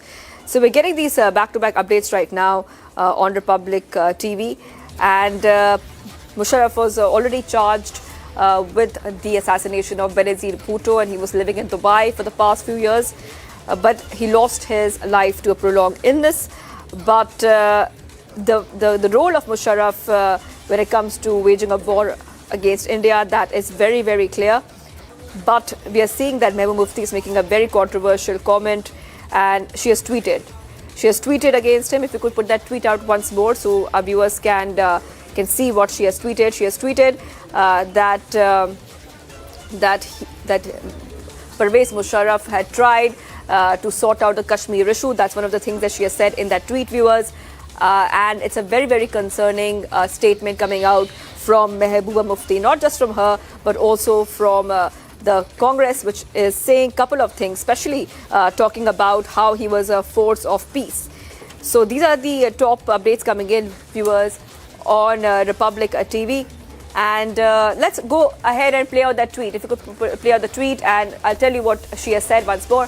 And like we were telling you, viewers, that Mehbooba Mufti has made these comments again and again, and she has always questioned the government when it comes to the Kashmir issue. She's questioned our army, our forces, multiple times, and made very controversial statements, as she has said, and I quote here, deepest condolences, and perhaps the only Pakistani general who genuinely tried to address the Kashmir issue. So she's saying that he's the only person who tried to genuinely address the Kashmir issue, even though Pervez is known as the architect of the Kargil war. So this is a very striking comment and very concerning comment. Also being joined right now by, we're being joined by a guest, Colonel R.S.N. Singh. Is with us right now, is joining us live on this broadcast. Thank you so much for joining us, Colonel R.S.N. Singh. Now, this is a very concerning statement being made, and the facts are completely being changed by Mehbooba Mufti. Colonel. No, I don't. But Musharraf, for Pakistan, but he said, mean good to India. So usually the practice is that we speak in very flattering terms about a person, so who is no more. But I'm sorry, I'm not going to do it. But even if you take the case of Pakistan, he was the one when in whose time the Taliban Pakistan took birth, because he had made a total U-turn as far as the Afghan policy is concerned. He made a U-turn under the pressure of the Americans. And, well, as far as Kashmir issue is concerned, I mean, what do you mean by solving Kashmir? I know only one solution to Kashmir, that the POK has to be returned to India. So please don't, people should not take, Indians for a ride, this Kashmir problem. And there is only problem about POK, and there is only solution that POK has to be returned to India. So that is the Kashmir solution. So I don't know which solution people are talking about. Well, he lived his life. He was the architect of Kargil. Remember, he was the man who did it. Even our Prime Minister was in Lahore on a goodwill visit. So I don't know if there is some court of God. Well, he will have to answer for lot of things. And well, that's all I can say. And look at it. Even during his lifetime, as is the wont of Pakistan, he was hounded out of Pakistan.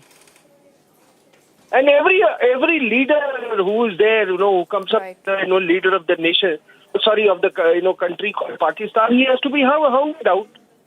So I don't know if people are talking in very flattering terms. I am not going to do so, and please pardon me for that.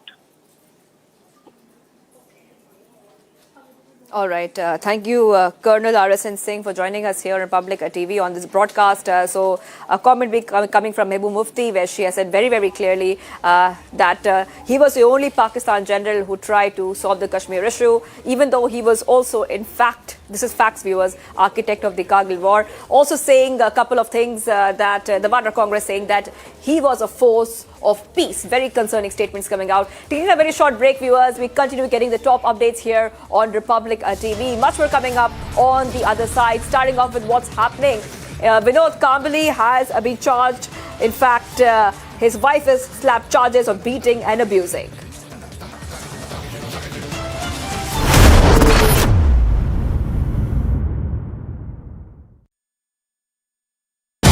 There is a BBC China conspiracy. In that case, what is the intention? Is it to needle Narendra Modi? Is it to upset the Narendra Modi campaign for 2024 re-election?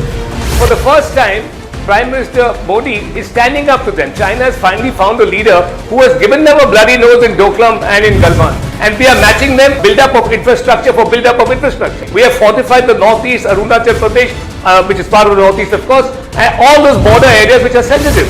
We are going to be a very dangerous military foe. No longer is there going to be salami slicing without a very high cost to pay.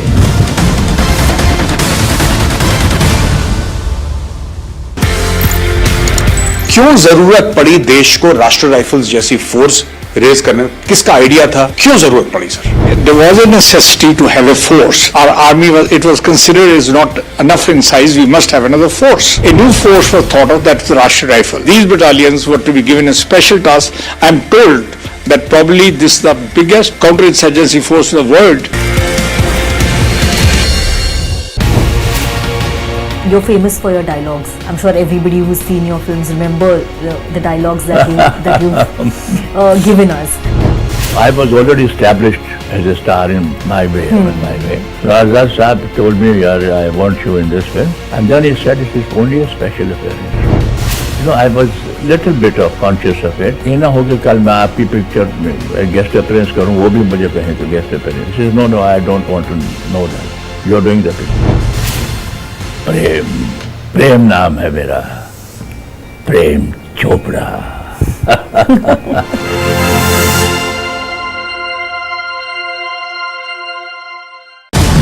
You've been attacking the BBC, you've been looking at the China angle on various things, and I thought it would be very interesting to discuss with you the China angle. First of all, Tony, just to begin by starting by asking you, are we making too much of the China angle in everything? Every time we make an allegation about the close connection of the Congress party with the CCCP, this is denied. Then we point out that you are really saying things which would certainly resonate with China. You undermine our Jawan and their efforts. I mean, first of all, you're making all these pro-China noises. Then why are we not having any glimpse of that much spoken about document? This is surely not a private affair between you and the CCCP.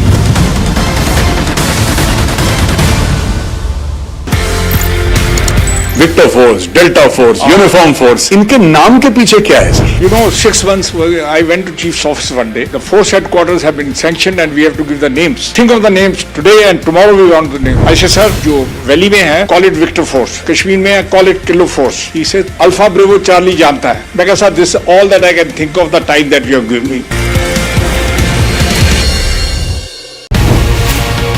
While growing up, who did you look up to?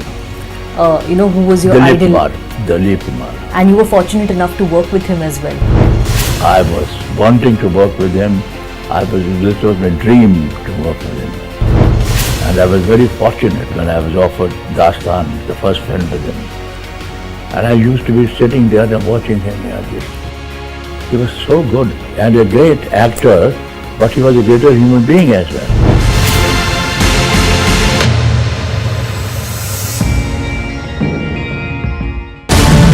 Mr. Jetpalani, you have said that the BBC is paid by China. Now, question is, you also said that there are several Chinese companies transacting.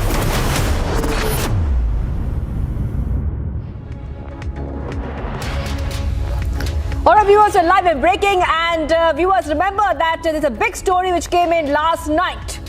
A US military fighter aircraft shot down a suspected Chinese spy balloon off the coast of South Carolina. The videos have surfaced, captured the moment the US fighter jet shot down the suspected Chinese spy balloon, falling into the sea after a small explosion. The balloon had been hovering over the US since Thursday. The Secretary of Defense Lloyd Austin also released a statement. Move comes a week after the surveillance balloon launched by China entered the US airspace, triggering a fresh face-off between China and the US. So viewers, remember this balloon, this Chinese suspected balloon, a surveillance balloon.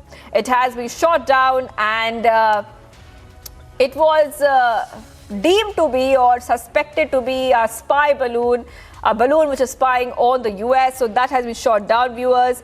And it led to some escalation between US and China, which already share a little strained relationship with each other.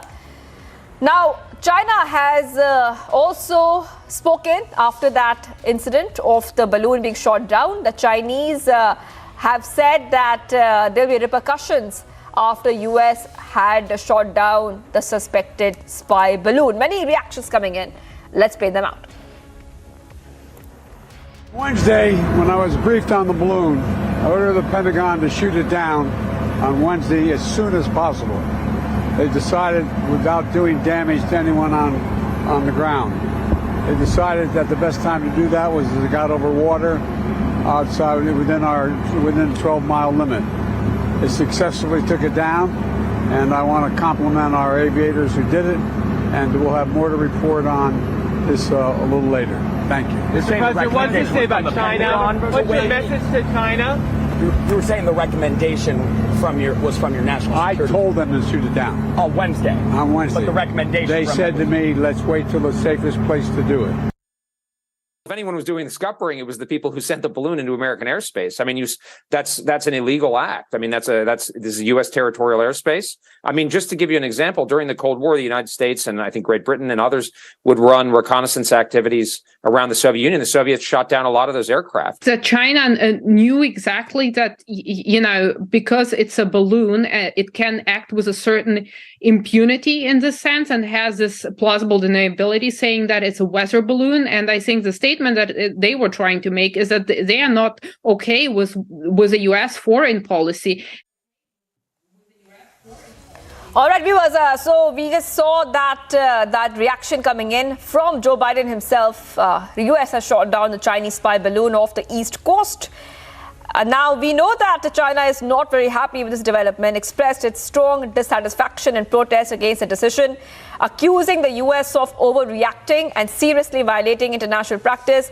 President Joe Biden described the mission as a success.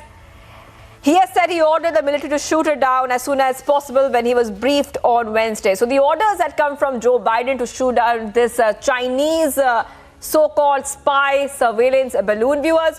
And we also know that the US believes that the balloon was used for surveillance purposes. It was first spotted over the continental US several days ago. So we are getting these top updates right now where these Chinese spy balloons were seen over the US, but now they have been shot down finally with orders coming in from President Joe Biden. Viewers, let's go ahead to other stories we're tracking right now. It's a big Republic impact, a massive crackdown on Chinese betting apps as the Ministry of Electronics and Information Technology has initiated the process to ban and block 138 betting apps and 94 loan lending apps with Chinese links on an emergency basis.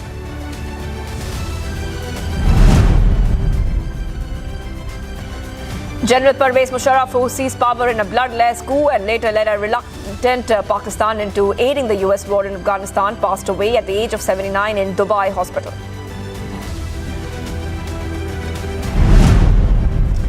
Musharraf was suffering from a rare disease caused by a buildup of an abnormal protein in the organs and tissues throughout the body. He had been undergoing treatment at the Dubai hospital.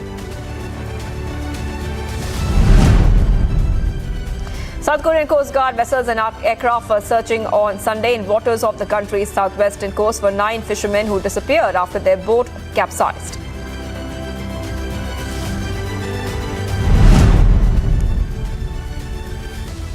At least 9 are missing, and 3 crew members were rescued by a nearby commercial vessel after a boat capsized off South Korea coast.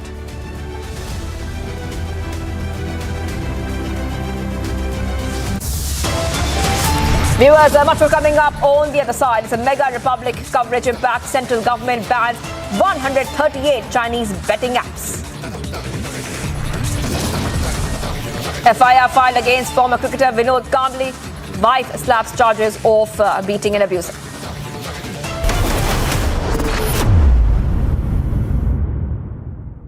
Friends, the recent suicide attack in Peshawar, inside a mosque, in the police lines, has set the tongues wagging.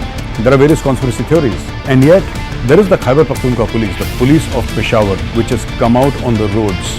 They're saying that this terror act was not done by any terror organization.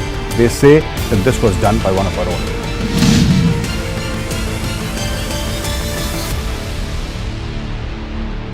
There is a BBC China conspiracy. In that case, what is the intention? Is it to needle Narendra Modi? Is it to upset the Narendra Modi campaign for 2024 re-election? For the first time, Prime Minister Modi is standing up to them. China has finally found a leader who has given them a bloody nose in Doklam and in Galwan. And we are matching them build-up of infrastructure for build-up of infrastructure. We have fortified the northeast, Arunachal Pradesh, which is part of the northeast, of course, and all those border areas which are sensitive. We are going to be a very dangerous military foe. No longer is there going to be salami slicing without a very high cost to pay.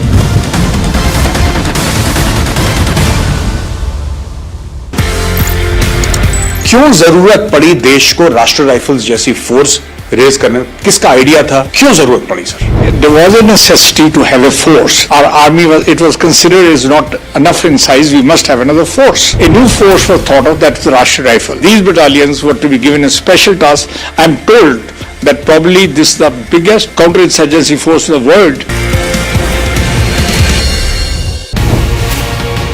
You're famous for your dialogues. I'm sure everybody who's seen your films remember the dialogues that you've given us. I was already established as a star in my way. So Azad Saab told me, I want you in this film. And then he said, it is only a special appearance. You know, I was little bit of conscious of it. ये ना हो कि कल मैं आपकी picture में guest appearance करूँ, वो भी मुझे कहें तो guest appearance. He says, no, I don't want to know that. You're doing the picture. प्रेम नाम है मेरा, Prem Chopra.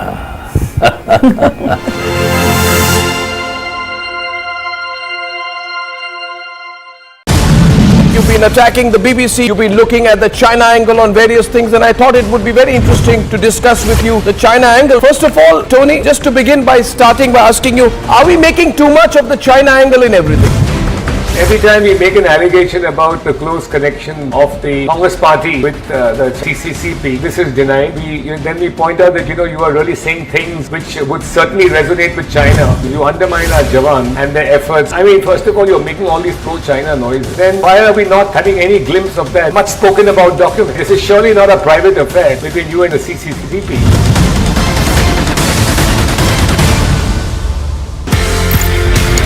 Victor Force, Delta Force, Uniform Force. इनके नाम के पीछे क्या है? 6 months I went to Chief's office one day. The force headquarters have been sanctioned and we have to give the names. Think of the names today and tomorrow we want the name. I said, sir, जो valley में है, call it Victor Force. Kashmir में है, call it Kilo Force. He said, Alpha Bravo Charlie जानता है. मैं कहा, sir, this is all that I can think of the time that you have given me.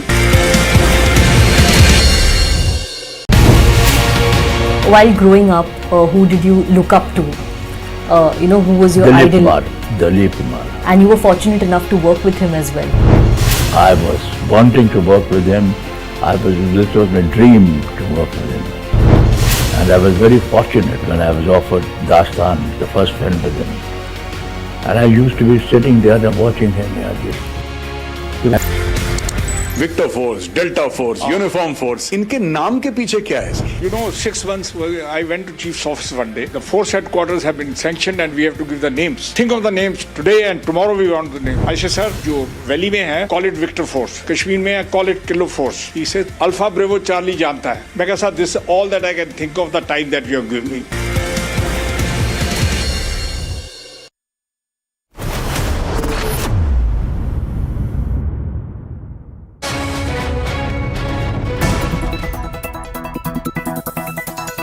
Following a landslide incident in Himachal's Chamba district, a bridge has totally collapsed. The incident of bridge collapse occurred at Choli Bridge at around 7:30 p.m. This has brought vehicle traffic on the national highway to a standstill. According to officials, the incident took place at Luna area of Bharmor village in the outskirts of Chamba district. Fortunately, no casualties have been reported. According to Chamba Deputy Commissioner, it was a 20-meter long bridge on the national highway. This bridge on the national highway connected Bharmor subdivision, which is a tribal area, with Chamba. Earlier on Friday evening, 2 vehicles were damaged after Choli Bridge in the Chamba district of Himachal Pradesh collapsed. Bureau Report, Republic TV. All right, viewers, much more coming up on the other side. FIR filed against former cricketer Vinod Kambli. Wife slaps charges of beating and abusing. Freebie politics hits Karnataka ahead of assembly polls. Cookers and clocks distributed to woo voters.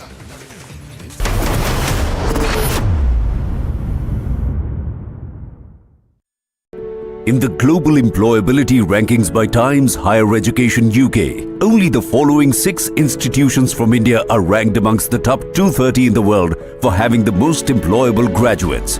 IIT Delhi, IISc Bangalore, IIT Bombay, IIM Ahmedabad, IIT Kharagpur and Amity University.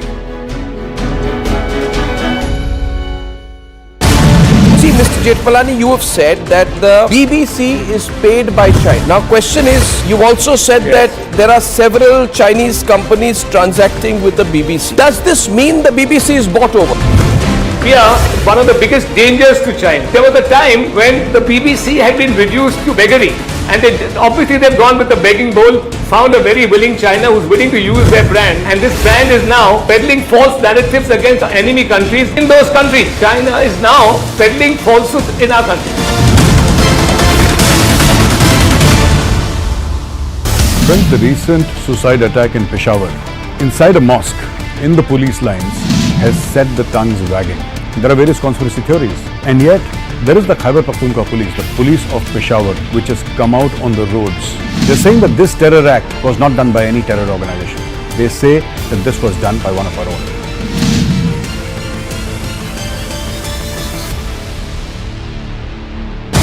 There is a BBC China conspiracy. In that case, what is the intention? Is it to needle Narendra Modi? Is it to upset the Narendra Modi campaign for 2024 re-election?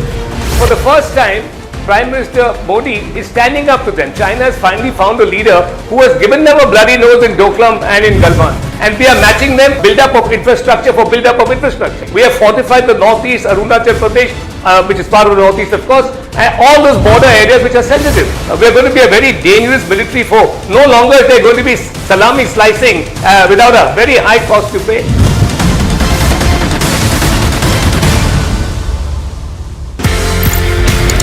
क्यों जरूरत पड़ी देश को राष्ट्रीय rifles जैसी force raise करने? किसका idea था? क्यों जरूरत पड़ी sir?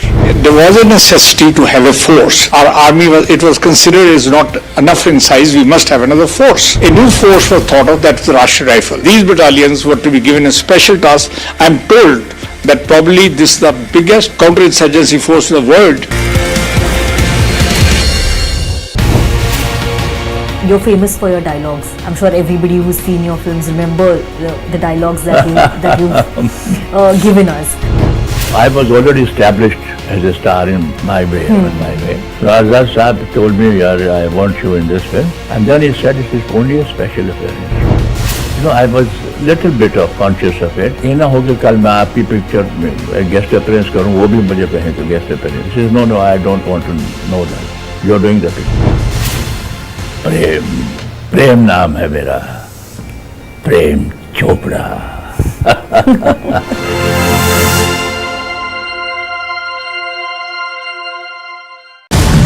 You've been attacking the BBC, you've been looking at the China angle on various things, and I thought it would be very interesting to discuss with you the China angle. First of all, Tony, just to begin by starting by asking you, are we making too much of the China angle in everything? Every time we make an allegation about the close connection of the Congress party with the CCCP, this is denied. Then we point out that, you are really saying things which would certainly resonate with China.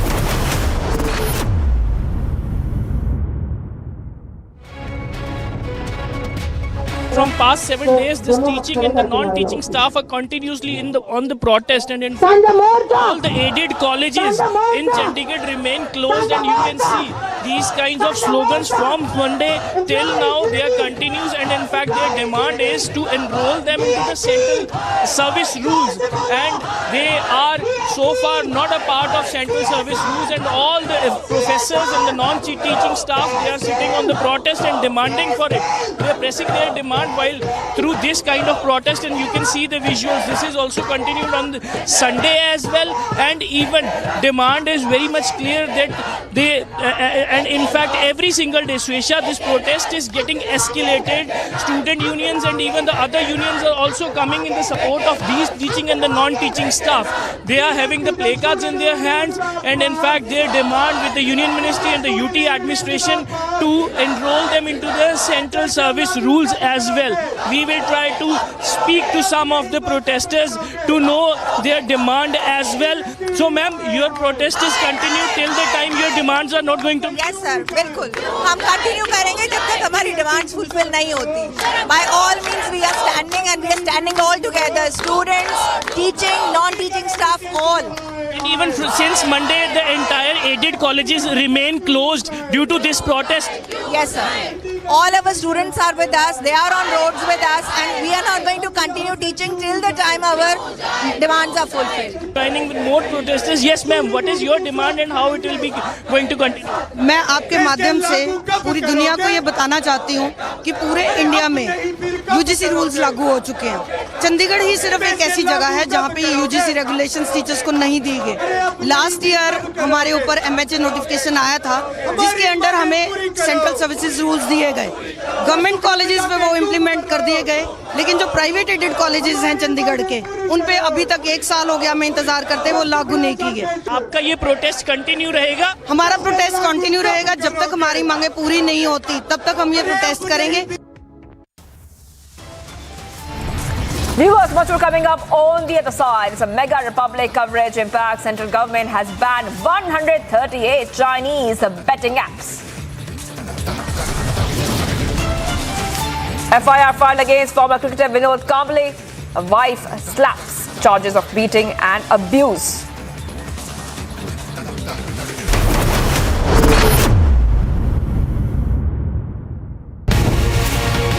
While growing up, who did you look up to? who was your idol. Dilip Kumar. And you were fortunate enough to work with him as well. I was wanting to work with him. This was my dream to work with him. And I was very fortunate when I was offered Dastan, the first film with him. And I used to be sitting there and watching him. He was so good and a great actor, but he was a greater human being as well.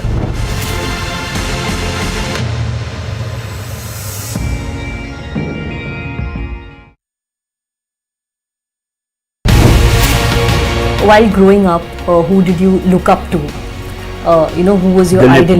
Dilip Kumar. And you were fortunate enough to work with him as well. I was wanting to work with him. This was my dream to work with him. And I was very fortunate when I was offered Dastan, the first film with him. And I used to be sitting there and watching him. He was so good and a great actor, but he was a greater human being as well.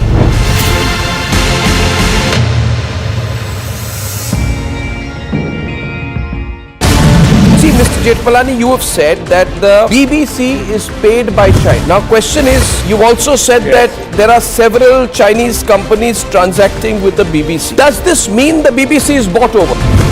We are one of the biggest dangers to China. There was a time when the BBC had been reduced to beggary, and obviously they've gone with the begging bowl, found a very willing China who's willing to use their brand, and this brand is now peddling false narratives against enemy countries in those countries. China is now peddling falsehoods in our country. Well, the recent suicide attack in Peshawar, inside a mosque, in the police lines, has set the tongues wagging. There are various conspiracy theories, and yet there is the Khyber Pakhtunkhwa police, the police of Peshawar, which has come out on the roads. They're saying that this terror act was not done by any terror organization. They say that this was done by one of our own.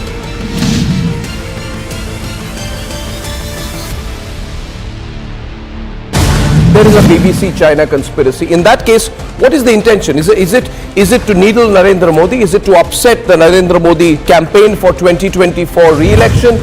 For the first time, Prime Minister Modi is standing up to them. China has finally found a leader who has given them a bloody nose in Doklam and in Galwan. And we are matching them build-up of infrastructure for build-up of infrastructure. We have fortified the northeast, Arunachal Pradesh, which is part of the northeast, of course, and all those border areas which are sensitive.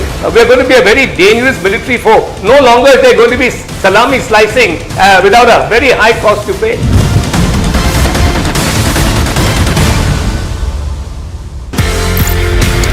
क्यों जरूरत पड़ी देश को राष्ट्रीय rifles जैसी force raise करने? किसका idea था? क्यों जरूरत पड़ी sir?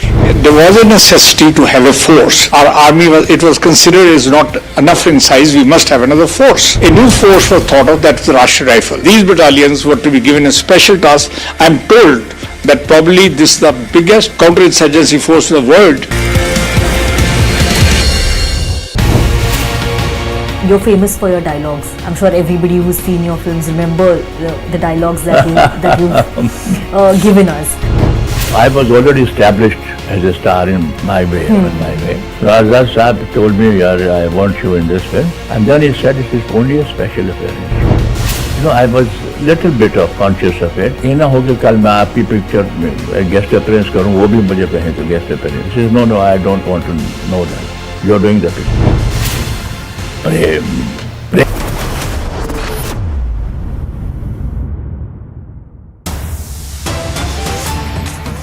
Viewers, getting some updates coming in from Bihar, where villagers are protesting and raised slogans against Bihar Chief Minister Nitish Kumar during a Samadhan Yatra, where the Chief Minister and the Deputy Chief Minister, Tejasvi Yadav, were present.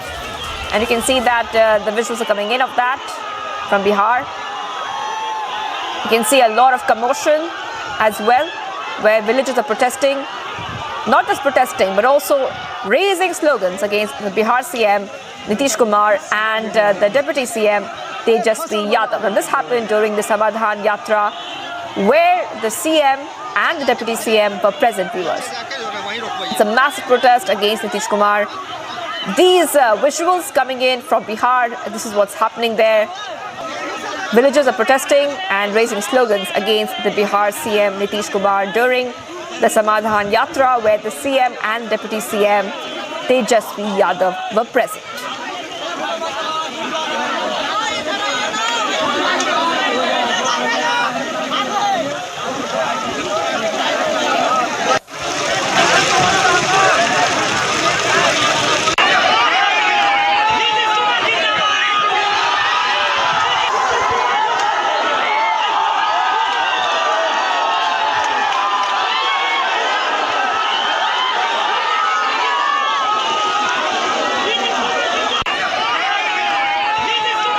Viewers, much more coming up as massive protests continue in Bihar against the CM and the Deputy CM. क्यों जरूरत पड़ी देश को राष्ट्र rifles जैसी force raise करने? किसका idea था? क्यों जरूरत पड़ी sir? There was a necessity to have a force. Our army was considered is not enough in size. We must have another force. A new force was thought of, that's the Rashtriya Rifle. These battalions were to be given a special task. I'm told that probably this is the biggest counterinsurgency force in the world.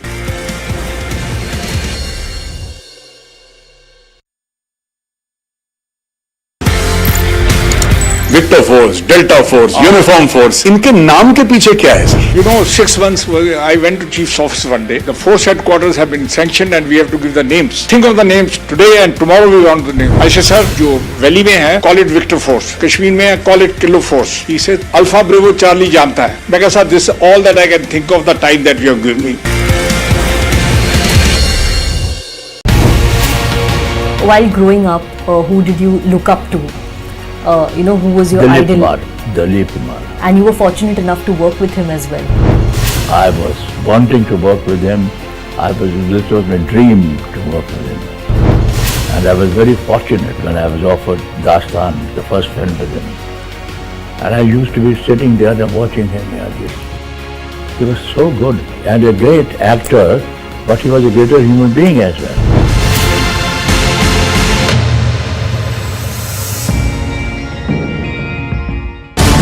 See, Mr. Jetpalani, you have said that the BBC is paid by China. Now, question is, you also said that there are several Chinese companies transacting with the BBC. Does this mean the BBC is bought over? We are one of the biggest dangers to China. There was a time when the BBC had been reduced to beggary, and obviously they've gone with the begging bowl, found a very willing China who's willing to use their brand, and this brand is now peddling false narratives against enemy countries in those countries. China is now peddling falsehoods in our country. Friends, the recent suicide attack in Peshawar, inside a mosque, in the police lines, has set the tongues wagging. There are various conspiracy theories, and yet there is the Khyber Pakhtunkhwa police, the police of Peshawar, which has come out on the roads. They're saying that this terror act was not done by any terror organization. They say that this was done by one of our own.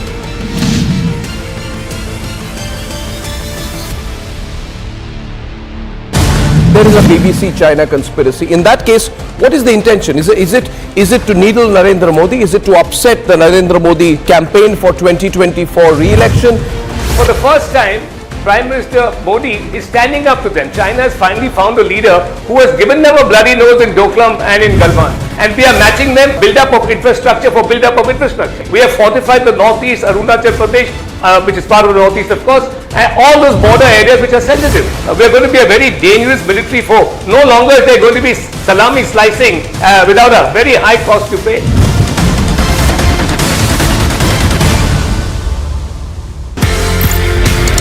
क्यों जरूरत पड़ी देश को राष्ट्र rifles जैसी force raise करने? किसका idea था? क्यों जरूरत पड़ी sir? There was a necessity to have a force. Our army was considered is not enough in size. We must have another force. A new force was thought of, that's the Rashtriya Rifle. These battalions were to be given a special task. I'm told that probably this is the biggest counterinsurgency force in the world. You're famous for your dialogues. I'm sure everybody who's seen your films remember the dialogues that you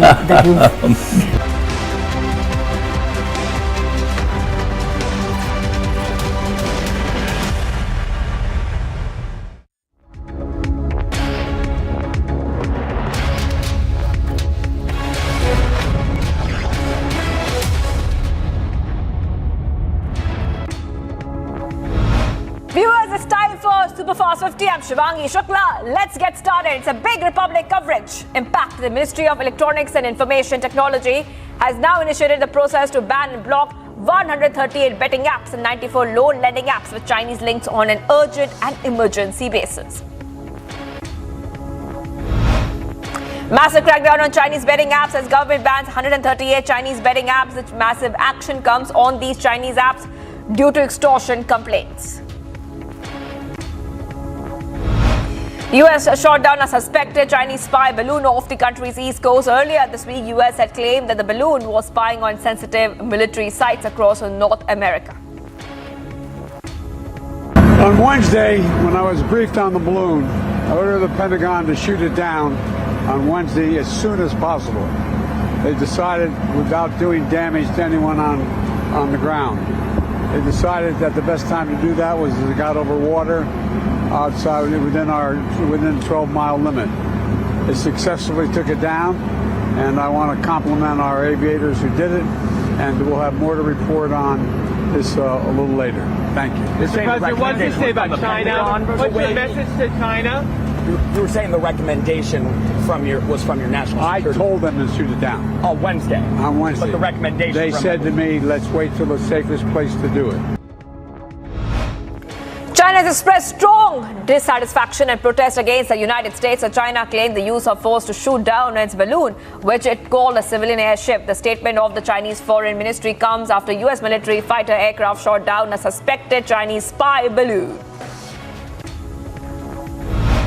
U.S. Secretary of Defense Lloyd Austin in a statement said the U.S. fighter aircraft assigned to U.S. Northern Command was successfully shot down. The high-altitude surveillance balloon belonging to the China he said that the balloon, which was used by China in an attempt to go ahead and survey the strategic sites in the continental U.S., was shot down above U.S. territorial waters. Massive explosion was reported in the Pakistani city of Quetta in Balochistan, leaving several people injured. This is the third blast in a week. The blast occurred in a highly secure area of Quetta near the police headquarters and entrance of the cantonment. General Pervez Musharraf, who seized power in a bloodless coup and later led a reluctant Pakistan into aiding the U.S. war in Afghanistan, passed away at the age of 79 in Dubai hospital. Musharraf was suffering from a rare disease caused by a buildup of an abnormal protein. He had been undergoing treatment at Dubai hospital. Mehbooba Mufti has now eulogized the Kargil conspirator Pervez Musharraf, and she has said, and I quote here, deepest condolences, perhaps the only Pakistani general who genuinely tried to address the Kashmir issue. He wanted a solution according to the wishes of people of Jammu and Kashmir and acceptable to India and Pakistan. Alongside with Mehbooba Mufti, Vadra Congress also has eulogized the Kargil conspirator Pervez Musharraf. Shashi Tharoor has said, and I quote here, once an implacable foe of India, he became a real force of peace in the year 2002 to the year 2007. Vadra Congress and Mehbooba Mufti have now eulogized the Kargil conspirator Pervez Musharraf. BJP has come down heavily on the Vadra Congress and also Mufti for speaking about Musharraf in that light. Former Indian cricketer Vinod Kambli has now been booked by the Mumbai police for allegedly assaulting his wife. Kambli's wife, Andrea, has now filed an FIR against him for allegedly abusing and assaulting her under the influence of alcohol. Prime Minister Modi, while addressing participants of the Jaipur Mahakhel, has lauded sporting heroes and their talent. Jaipur Mahakhel has been organized in Jaipur by Lok Sabha MP from Jaipur Rural since 2017. अभी हम सभी ने कबड्डी के खिलाड़ियों का शानदार खेल भी देखा। मैं देख रहा हूं आज के इस समापन समारोह में कई ऐसे चेहरे मौजूद हैं जिन्होंने खेलों में अंतर्राष्ट्रीय स्तर पर भारत का नाम रोशन किया है।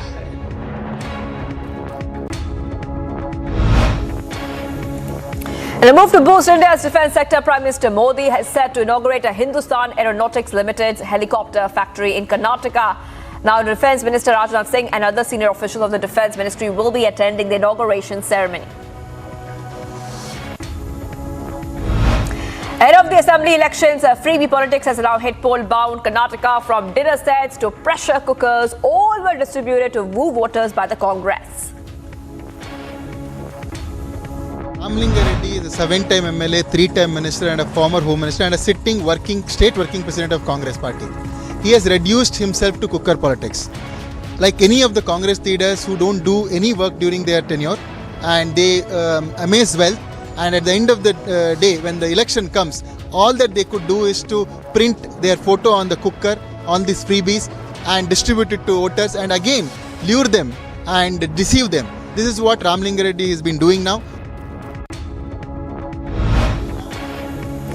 The National Investigation Agency has registered a case in the Lashkar terror module case, which was busted in Telangana, Hyderabad. In fact, the central agency has lodged a FIR against accused under Unlawful Activities Prevention Act.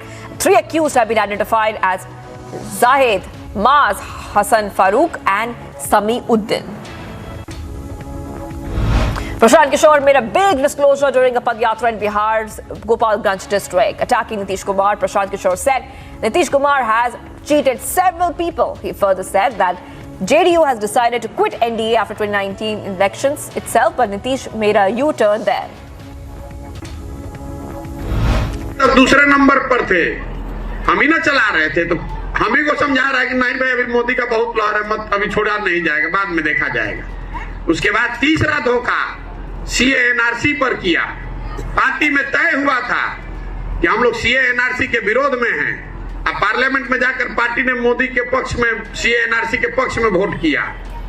और आप कह रहे हैं कि नीतीश कुमार पर भरोसा कीजिए। एक आदमी को कितना बार भरोसा किया जाएगा?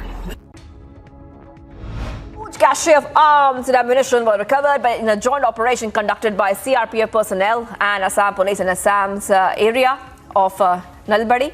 Additionally, 4 pistols, 7 assorted magazines, 600 kilograms of suspected explosives are also recovered. Action of members of the banned organization PFI continues to the second consecutive day. In the latest crackdown, 3 PFI members were arrested. Meanwhile, the court has set the 3 accused on police remand till February 8th. Opposition has called for strategy meeting on Feb 6th in Parliament. Meanwhile, opposition MPs will stage protest after the meeting in front of Gandhi statue. BSF personnel recovered 3 packets of narcotic substance suspected to be heroin weighing around 2 kilograms wrapped in polythene in Punjab. Meanwhile, the search operations are underway. Non-teaching and teaching staff of colleges staged massive protest in Chandigarh. Today marks the 3rd day of strike demanding to put their services into central service rules. Meanwhile, all aided colleges in Chandigarh remain closed as professors are protesting. Stage is set for Telangana Chief Minister K. Chandrasekhar's led a BRS party to hold its first meeting outside Telangana. In fact, this will happen in Maharashtra now. It is the second public meeting of BRS after Khammam. It's a part of the expansion plan of the BRS party across the country.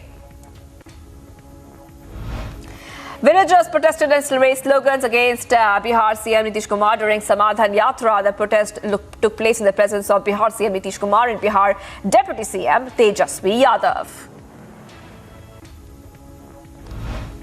Amid massive protests in Bihar, villagers raised their voice against Bihar government. Remember, this is not the first time the villagers have gone ahead and hit the streets against the Bihar government. Aam Aadmi Party leader K. Mathai has now lodged a police complaint against Congress MLA N.A. Harris for their unruly behaviour and threat to Aam Aadmi Party volunteers in the government school. Aam Aadmi Party workers protested in front of the police station demanding immediate arrest of the Congress MLA. Shiv Sena has now come out in support of the legal state and land encroaches in Jammu and Kashmir. Jammu and Kashmir President of Shiv Sena, Eknath Shinde faction, Ashwini Gupta, has urged upon the LG administration to strictly deal with land encroachers who have grabbed large pieces of government land. 3 people were killed and while 2 others were injured as a speeding dumper truck collided with a car in UP's Rai Bareli. The truck drivers fled from the spot after the accident. Former Congress leader KGF Babu's old house set on fire by some miscreants on Saturday, alleging, in fact, many allegations are that the former MLA's son Yuvraj is behind this incident.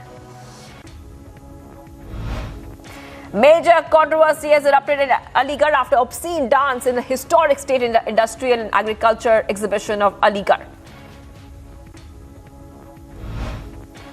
It's time to get to some international updates now, viewers. Ukrainian President Volodymyr Zelensky talked about a phone conversation with the UK Prime Minister Rishi Sunak, saying that two are preparing pivotal things.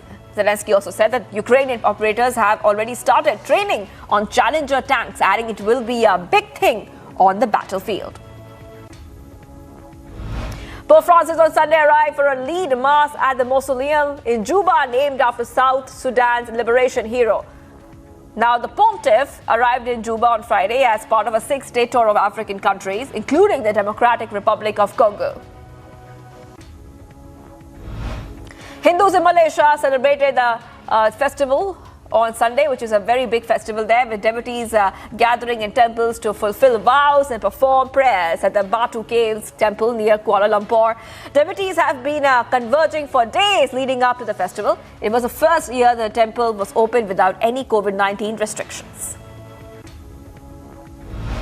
Regional heads of state have called in for an immediate ceasefire by all parties in the east of the Democratic Republic of Congo. Tensions there have grown amid talks of war as Congo and neighboring Rwanda trade allegations of backing armed rebels. Heads of state directed 1. Immediate ceasefire by all parties. 2. Withdrawal, including all foreign and armed groups, and directed the chiefs of defense forces to meet within 1 week and set new timelines for withdrawal and recommend appropriate deployment metrics. And 3. That this process be accompanied by dialogue. Protesters gathered in Lima to demand the resignation of Peruvian president and the member of the parliament yet again. The rally was held a day after parliament shelved the government's latest proposal to bring forward elections to the year 2023. Police blocked protesters from entering the street leading to the Congress building and fired tear gas to disperse them. Hundreds of people marched in Rome on Saturday afternoon to protest against the conditions of jailed Italian anarchist Alfredo Cospito. Alfredo Cospito has been on hunger strike since October as he's being held under highly restrictive conditions, usually reserved for mafia members, drug traffickers, terrorists, and other categories of serious offenders.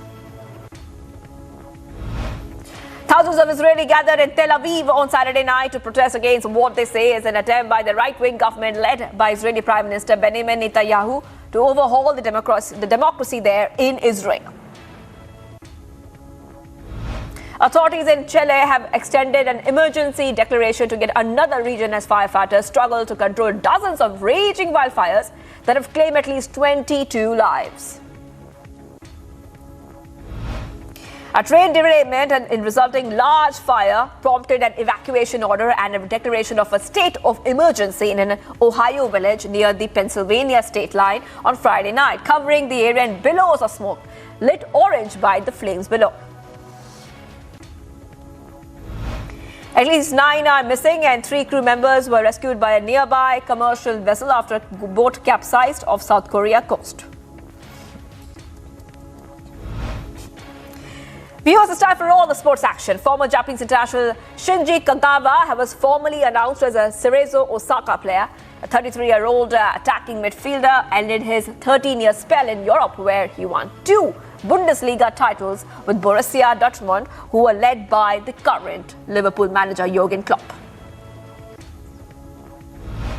Union Berlin retook a German Bundesliga-led lead for 24 hours at least after a narrow 2-1 victory over Mainz. Kevin Behrain has now put the home side ahead in the 32nd minute.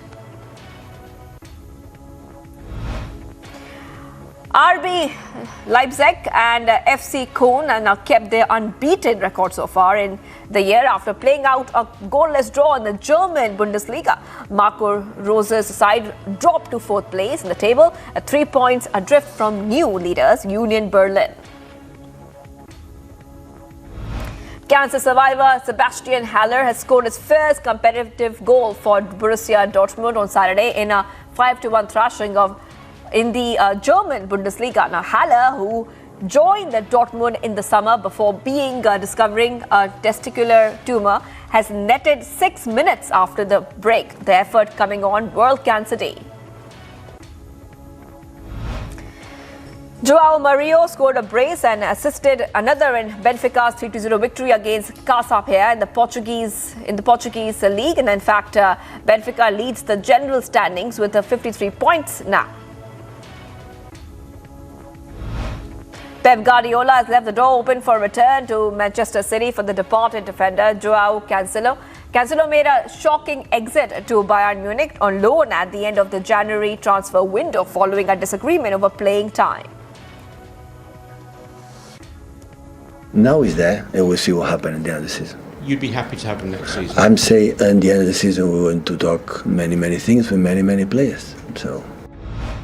Reactions from Jurgen Klopp after Liverpool suffered a 3-0 defeat by Wolves in the Premier League a season after being in the hunt for an unprecedented quadruple of trophies. Liverpool looks in danger of finishing mid-table in the league or perhaps worse. The start into the game was horrible, absolutely horrible. It was the opposite of what we wanted to do. First 12 minutes, 2-0 down is absolutely, it's never helpful, but especially in our situation, it's absolutely not allowed to happen. Not for being passive, not for doing what we did in these moments. Lanús has now moved up to the top of the Argentina Primera Division after beating San Lorenzo. The host took the lead after Leonardo Diaz capitalized the penalty in the 21st minute before Matias Esquivel has added another with a long strike in the 27th minute. Pablo Vegetti has now scored 2 goals and Ariel Rojas provided assists for both of them as Belgrano has stunned Argentine Primera Division heavyweights. River Plate with 2-1 victory at the Estadio Julio Cesar in Cordoba on Saturday. And Canada's Michael Kingsbury has beat Australia's Matt Graham in the final of the men's dual moguls event to win his 78th World Cup gold on Saturday at the Deer Valley Resort in Utah.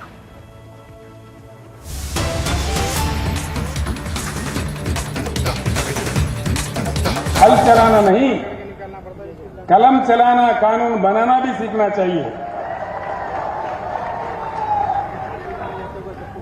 बोलने से फायदा नहीं है भाइयों,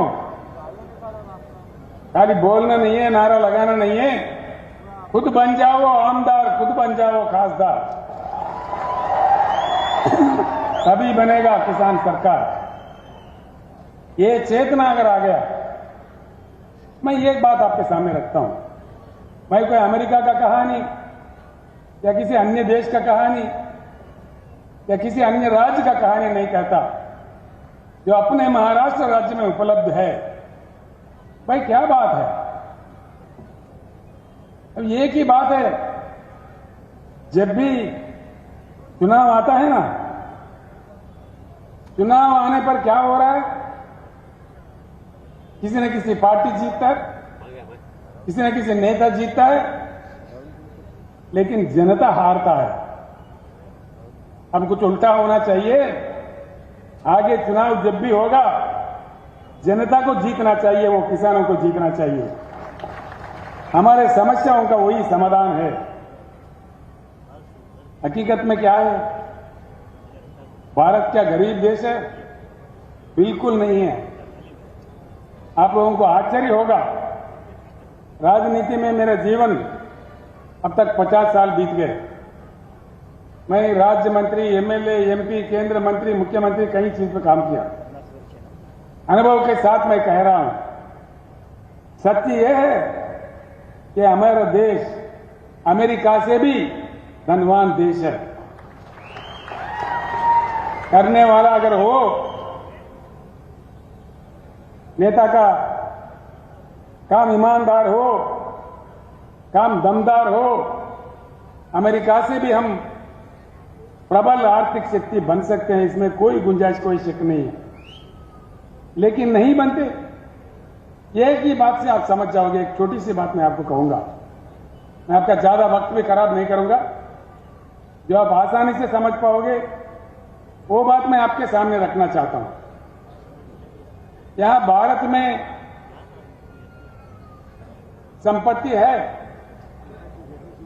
उस संपत्ति से प्रजा वंचित है। क्यों? क्या पाप किया है जनता ने? प्रकृति ने, भगवान ने 4 चीज, बहुत ही मूल्यवान चीज हमको दिया है। वो है पानी, भूमि, कोयला, काम करने वाले 140 करोड़ जनता। इस देश में अमेरिका हमसे 2.5 गुना बड़ा है, लेकिन उनके पास कृषि योग्य भूमि सिर्फ 29% है। चाइना हमारे से 1.5 गुना बड़ा है, लेकिन उनके पास कृषि योग्य भूमि सिर्फ 16% है।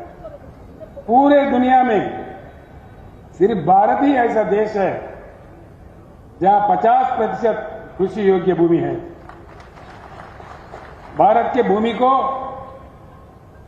एकड़ में अगर नापा जाए, भारत का सारा जमीन, भारत देश का 83 करोड़ एकड़ बनता है, 83 करोड़ एकर्स। इसमें सीधे ही 41 करोड़ एकड़ कृषि योग्य भूमि है। ये आंकड़े मेरे नहीं है, केंद्र सरकार के आंकड़े हैं। एक चीज भूमि है, दूसरा चीज बारिश होता है भारत में हर साल, ये भी मेरे आंकड़े नहीं है। You've been attacking the BBC, you've been looking at the China angle on various things, and I thought it would be very interesting to discuss with you the China angle. First of all, Tony, just to begin by starting by asking you, are we making too much of the China angle in everything? Every time we make an allegation about the close connection of the Congress party with the CCCP, this is denied. Then we point out that, you are really saying things which would certainly resonate with China. You undermine our Jawan and their efforts. I mean, first of all, you're making all these pro-China noise. Then why are we not having any glimpse of that much spoken about document? This is surely not a private affair between you and the CCCP.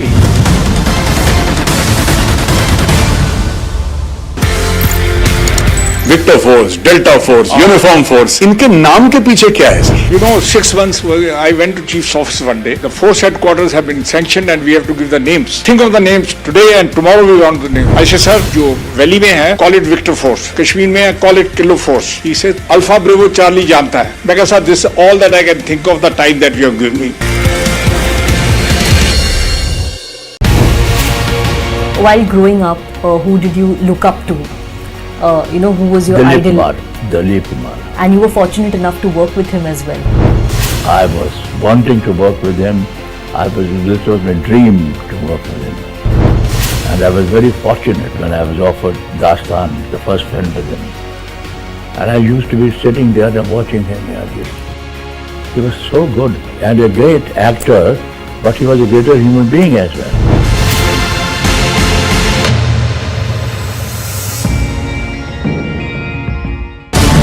See, Mr. Jetpalani, you have said that the BBC is paid by China. Now, question is, you've also said that there are several Chinese companies transacting with the BBC. Does this mean the BBC is bought over? We are one of the biggest dangers to China. There was a time when the BBC had been reduced to beggary, and obviously they've gone with the begging bowl, found a very willing China who's willing to use their brand, and this brand is now peddling false narratives against enemy countries in those countries. China is now peddling falsehoods in our country. Friends, the recent suicide attack in Peshawar, inside a mosque, in the police lines, has set the tongues wagging. There are various conspiracy theories, and yet There is the Khyber Pakhtunkhwa police, the police of Peshawar, which has come out on the roads. They're saying that this terror act was not done by any terror organization. They say that this was done by one of our own.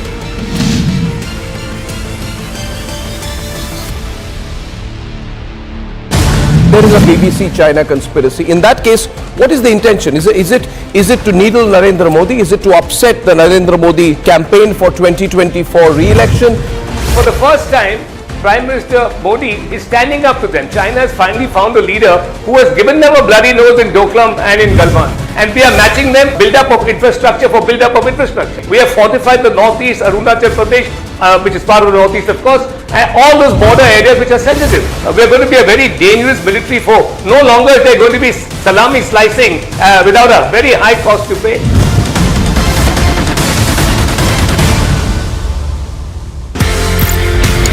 क्यों जरूरत पड़ी देश को राष्ट्रीय rifles जैसी force raise करने? किसका idea था? क्यों जरूरत पड़ी sir? There was a necessity to have a force. Our army was considered is not enough in size. We must have another force. A new force was thought of, that is the Rashtriya Rifle. These battalions were to be given a special task. I am told that probably this is the biggest.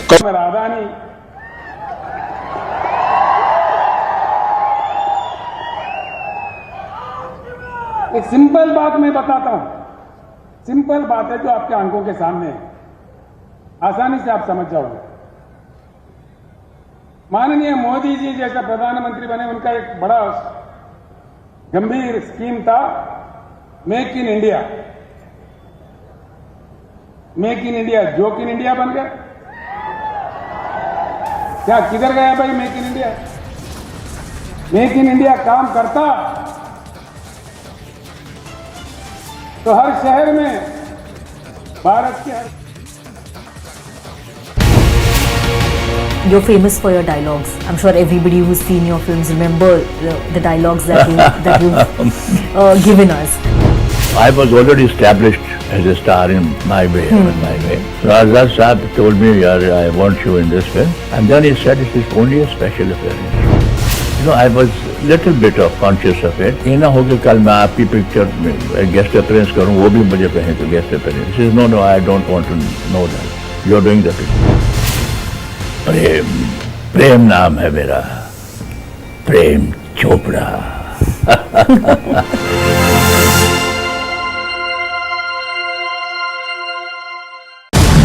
You've been attacking the BBC, you've been looking at the China angle on various things, and I thought it would be very interesting to discuss with you the China angle. First of all, Tony, just to begin by starting by asking you, are we making too much of the China angle in everything? Every time we make an allegation about the close connection of the Congress party with the CCCP, this is denied. Then we point out that, you are really saying things which would certainly resonate with China. You undermine our Jawan and their efforts. I mean, first of all, you're making all these pro-China noises. Then why are we not having any glimpse of that much spoken about document? This is surely not a private affair between you and the CCCP.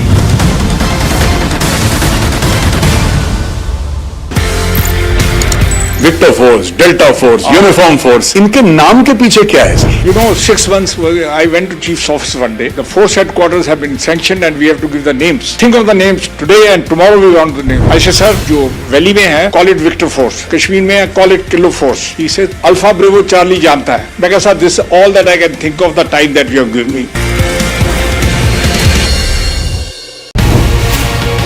While growing up, who did you look up to? Who was your idol? Dalip Kumar. And you were fortunate enough to work with him as well. I was wanting to work with him. This was my dream to work with him. And I was very fortunate when I was offered Dastan, the first film with him. And I used to be sitting there and watching him. He was so good and a great actor, but he was a greater human being as well.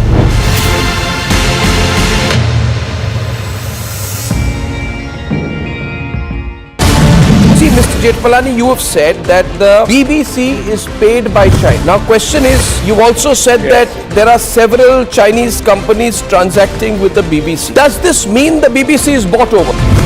We are one of the biggest dangers to China. There was a time when the BBC had been reduced to beggary. And obviously they've gone with the begging bowl, found a very willing China who's willing to use their brand, and this brand is now peddling false narratives against enemy countries in those countries. China is now peddling falsehoods in our country. Friends, the recent suicide attack in Peshawar, inside a mosque, in the police lines, has set the tongues wagging.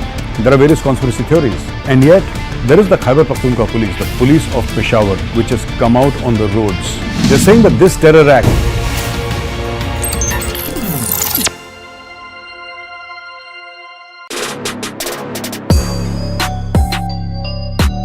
प्रेम नाम है मेरा, प्रेम चोपड़ा। मैं वो बला हूँ जो शीशे से पत्थर को तोड़ता हूँ। The most loved villain of Bollywood. That's an oxymoron, isn't it?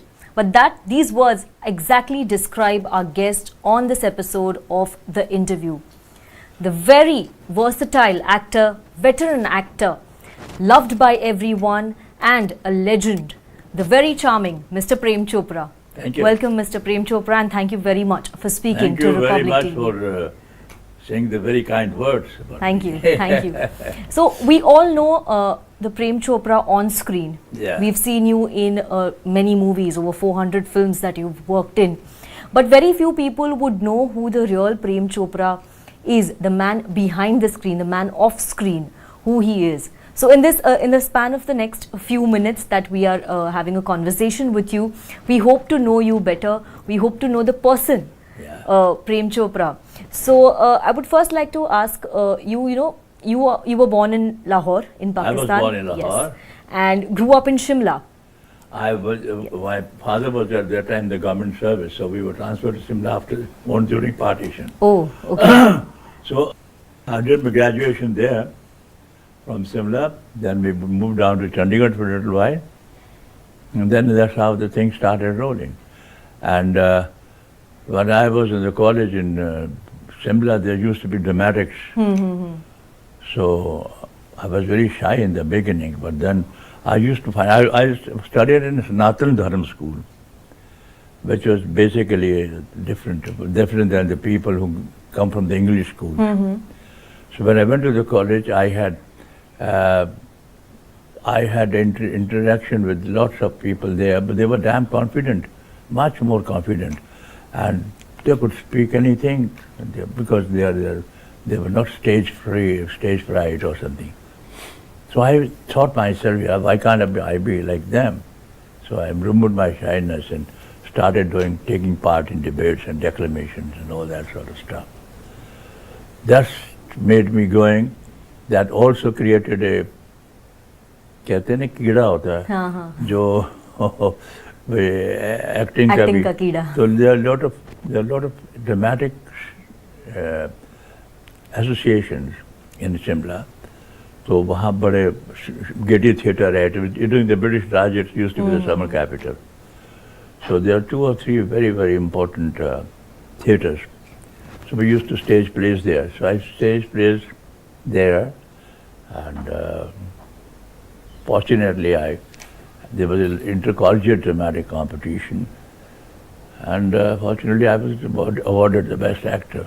So that got me going, though my father was against it. He said, I don't want to interfere in your life, because he was a very highly educated person, and but it's a very uncertain line you are going. But you go, want to try your luck, you go ahead. But first thing you do is to find a job there, because Bombay is an place where you lot of opportunity to get a job. You get a job and keep on trying side by side.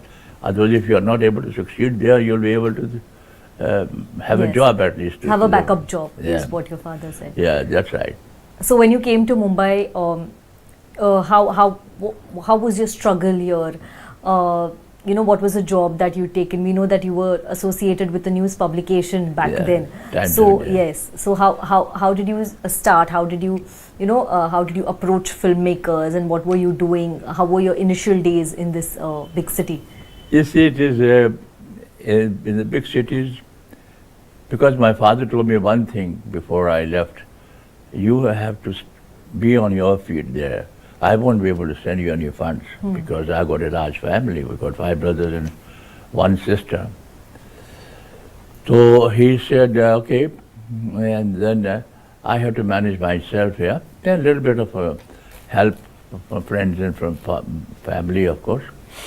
But I was staying in the guest houses a couple of years. The guest houses, one room comprising of about 4 people, 4 beds in the same. And there's the sort of a guest house there where you have so many rooms and the people were like crowded, overcrowded thing.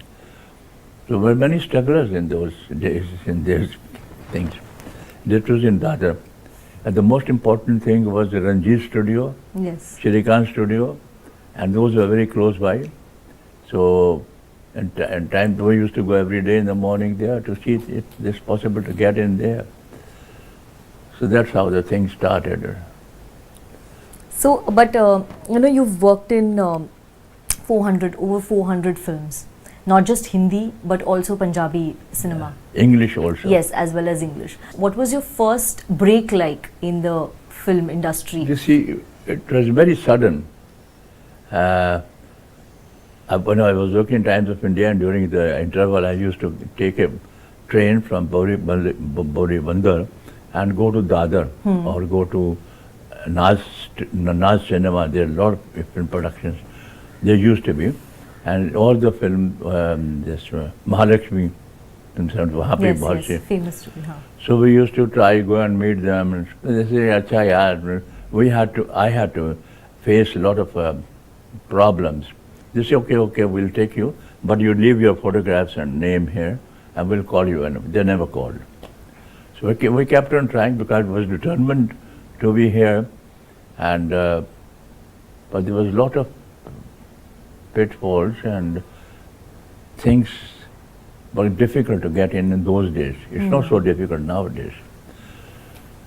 So my first break was like I was traveling in a local train and there was somebody sitting opposite me and he said, "You're interested in cinema?" I said, "Yes, I am. Can you come with me to Ranjit studio, the other?" I said, "Of course you can come. You're going to introduce you to somebody." He said, "Yes." Now on the way he told me, "You're going to be, it's a hero's role and depends on how the director says yes or no. But it's a Punjabi film." I thought for a moment, I said, "Yeah, beggars are not the choosers." So started. So that picture was Chaudhary Karnail Singh.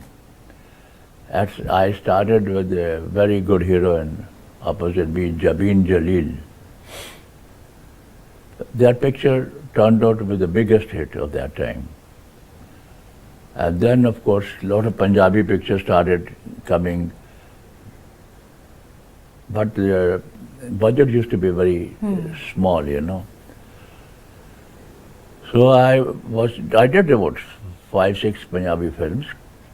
And then later on I thought I better try in the Hindi films too. But side by side I was trying that. Actually, my aim is to be in the Hindi cinema. So certainly that's how the break took place, the first break of mine, you said. So then it started going.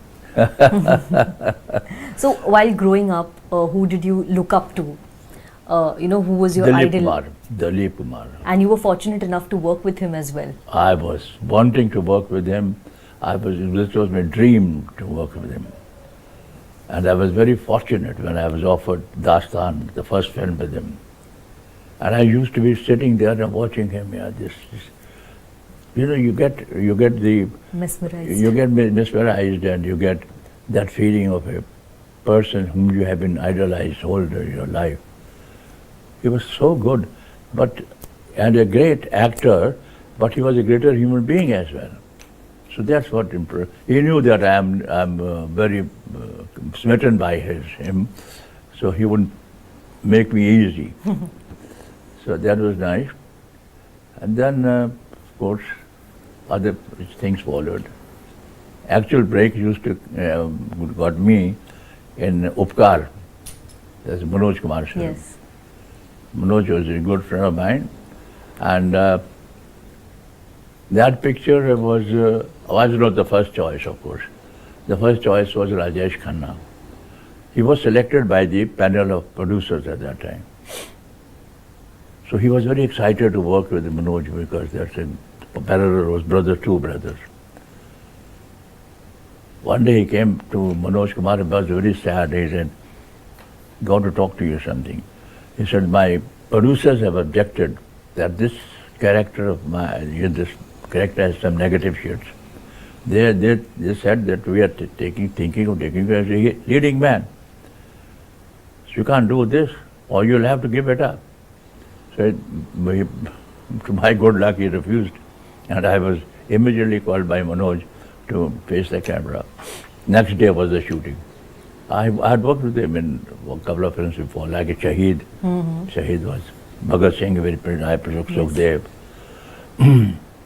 So that's how, but it was a negative role. That's how the things started going. You see? And once your picture is just very successful and you got a good role and you deliver good job, then the people do notice you and they sign you for other assignments as well. So was it just by chance that you decided that probably not, you didn't decide it, but probably, go ahead with negative roles coming your way, because, or did you aspire to be, the quintessential hero of a film? Yes. Let me tell you, anybody who comes here to the film industry, he wants to be a hero. Yes. I came as a hero, but in Punjabi films, and some of the couple of Hindi films also I did as a leading man.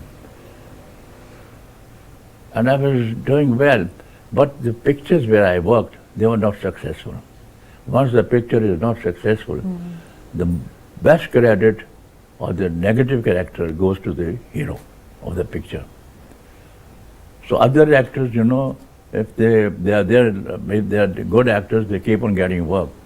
But if the hero's pictures, 3 or 4 pictures flop in a way, they have to struggle a lot to stay in this profession. Well, the character actors can stay provided this deliver goods, because nobody takes you for granted, or nobody helps you to get work. You have to deserve it. So that's how I got going, everything. So very interesting incident was there. One of my first films was Wo Kaun Thi, directed by Raj Khosla, and Manoj was also there. So there, it was a suspense picture, and I was a suspense of the film. And in those days, during my struggling days, I had met Mr. Mehboob Khan. Mehboob Khan ने मुझे बोला, साला तुम कोई गड़बड़ नहीं करना, मैं तुझे हीरो ले रहा हूँ next picture में. I was very happy, Mother India, वो सब picture बन चुकी थी. So I used to go and visit me every day in the evening. I used to visit and make me, everybody was there, sit in the corner and watch him.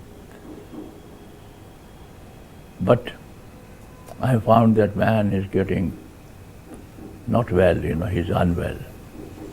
And I had to live in Bombay and to have my job as well. So I accepted this film. And there are 3 scenes in the film.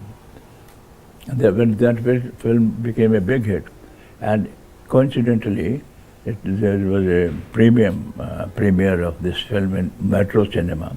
He was the chief guest. So next year, coincidentally, I was working in Mehboob Studios for another film. He came on the set especially to tell me. So मैंने बोला था ना, गलत काम नहीं करना है. अब सर ये पिक्चर बहुत कामयाब है और तू विलन बन गया. तो मैंने कहा यो क्या करें जी, मत know how to stay there. I knew nobody here in Bombay. I was alone. That's how. But I'm happy now that I've done it. Yes, of course. And you're telling us so many interesting anecdotes from your career with Dilip Kumar Saab or Mehboob Khan Saab. Another very famous co-actor that you've worked with, you've had 19 films with, was Rajesh Khanna. Yeah. And even you had a very great collaboration with Amitabh Bachchan as well. Yeah, any memories? Dilip Kumar Saab के साथ picture की मैंने. जी. So any memories that you cherish even now, when you think about those acting days, any anecdotes or memories that you cherish? There is now. In those days there was no vanity vans as they have it now. So after the shot, we would sit together, discuss things, laugh together, and become very friendly. So we used to be family friends only. But nowadays, and also the director will say to us, it used to be there to make some improvements. Because virtually the pictures were not made in isolation in those days. They were group activity. So I would make a suggestion that I'd like to do this. He says, do you think it's right? Okay, do it. Let's see how do you do. So I did that thing. Some were accepted, some were not accepted. So that's how the things were got going then, see. So while we're talking about your work, you're famous for your dialogues. I'm sure everybody who's seen your films remember the dialogues that you've given us. And I wouldn't do justice to it when I say it. So why don't you, give one of your famous dialogues, Prem Naam Hai Mera, for our viewers? Well, this was Mr. Raj Kapoor the Great. He was a genius. So I was already established as a star in my way, So I was doing parallel roles like Rajesh Khanna या अमिताभ बच्चन साहब, जितेंद्र के साथ, धर्मेंद्र के साथ, सबको साथ बराबर के रोल मिल रहा है. The picture used to be in 3 main characters, hero, heroine and the villain.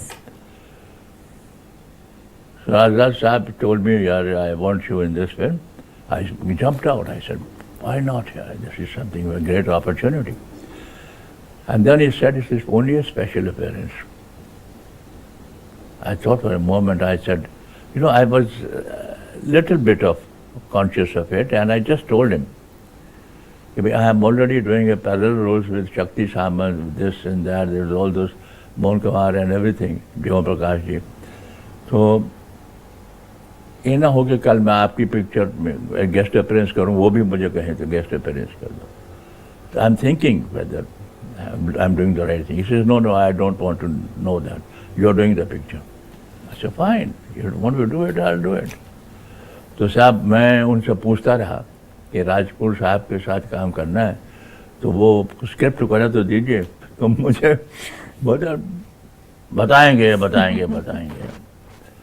Then we went to the shooting located in Pune in a dhaba. And then he explained me the scene. This is hero and heroine have run away from the house. And once who gets them will get 25,000 rupees. And I was a goon there.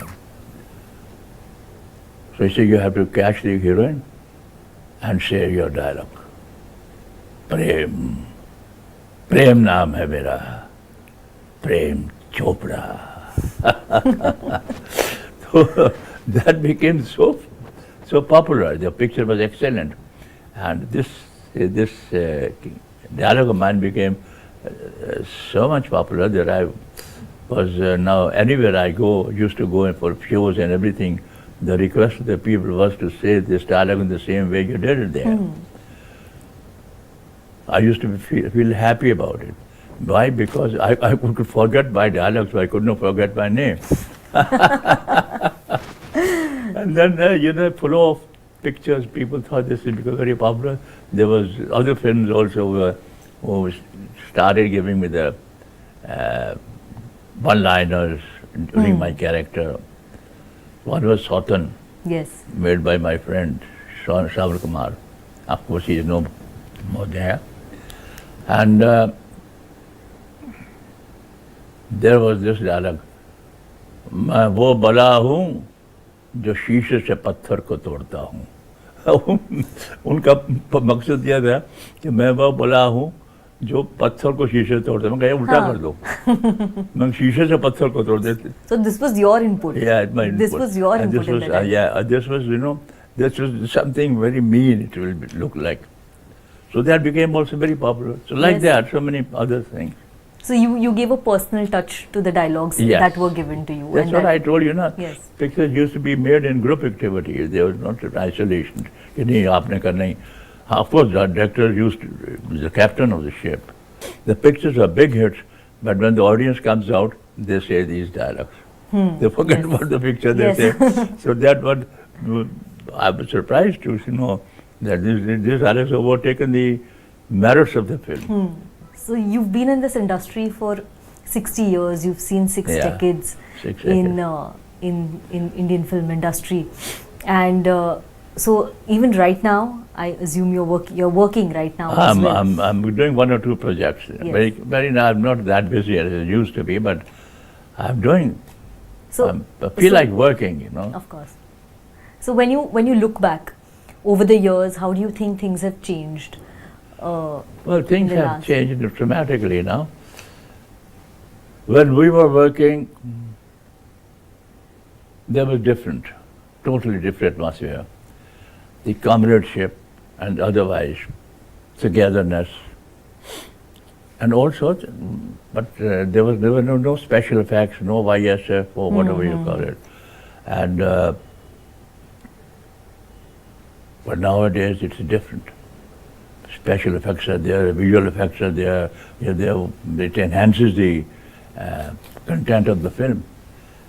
And present generation of actors are well educated and quite confident and also very competent in their art. How would you rate your experience with the current generation of actors? What we now call millennials or Gen Z? You see, there used to be the time when there used to be 3 main characters in the film: hero, heroine, and the villain. So when I used to come on the screen, people knew there's some gadbad hone wali. Kuch na kuch hoga gadbad. So it was clear. Nowadays, most of the leading roles, leading characters, leading heroes, they have done their villains or negative roles also. But then they have a background, why and how he's become a negative character. So in the end, they get all the sympathy of the audience too. So that's the difference of doing these characters. Otherwise, things have changed, everything changes, your face changes, your personality changes, everything is different. So now we've spoken about Prem Chopra, the actor. Let's also talk about Prem Chopra, the family man. And as we are talking here, your wife is watching us. She's watching you give this interview. So how has your family life been? And I'll ask you where this question comes from. I'm sure you're growing up, your children would be watching your films and they must be seeing you playing negative roles. Did it impact them in any way? Yeah. You see, I have 6 grandchildren now. 3 were Sharman, they're twins, and one. And Rakita Nanda, who's a writer also, author. And she's got a daughter. And Vikas Bhalla is having Sanchi and Veer. They're two children. So they make it 6. Now, these guys, you know, these rats of my grandchildren, I love them very much. They see my old pictures when they see it. Say, you know, is this your Nana? I say, come on, don't talk to me, see your Nana. So why you say that? He said, this man has got full hair. Nana is bald. so there are a lot of things we have to explain to them. This is how things take place. So I'm very much attached to them. They're also, we got a good family life so far. Touch wood, it should be like this. But when your children were growing up, did they see you play negative roles on screen? Yeah, they saw it. Then there was a question from one of the daughters. He said, "Why you do such? You go to the schools or colleges. They say, why is he playing such bad characters?" I said, we told our friends that he's not like this. He's like a comedian in the house. But then I made them sit. I said, listen. I can only afford a car to drop you to the school, the best of education I can give you, and best place to stay, and best thing, everything. Whatever you want to do is available and you can do it. So that is why, because of the characters that I am playing, and because I am working. So the work brings you together. Like you said, work is worship, Work always is worship. indebted to. Absolutely. Yes. God is great. God looks after you when you work honestly and that way. And like you've been in the film industry, your family is in the film industry Yes. as well, your sons-in-law. Coincidence. Yes. It's just So you have it's generations who've been in this in Indian cinema. We know at times this industry can be brutal as well. Have you any time experienced anything of the downside of the world of glamour? Yes, in the beginning or in the beginning, in the middle. I felt quite insulted, humiliated, rejected in the beginning. But then, as I told you, some people don't like it, and they try. But as I said, I wanted to be there, so I accepted everything and kept on trying. So those people who were just rejecting me, ultimately they became my friends, and I was in their films. I was in all their films. You know, because once these things start, it's a commercial business. Yes. Nobody can take you if you're not saleable or if you're not wanted. So that's how the things go on in the film industry. So you're 87 now. What keeps you going?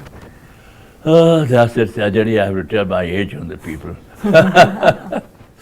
Myself and Jatinder used to be there.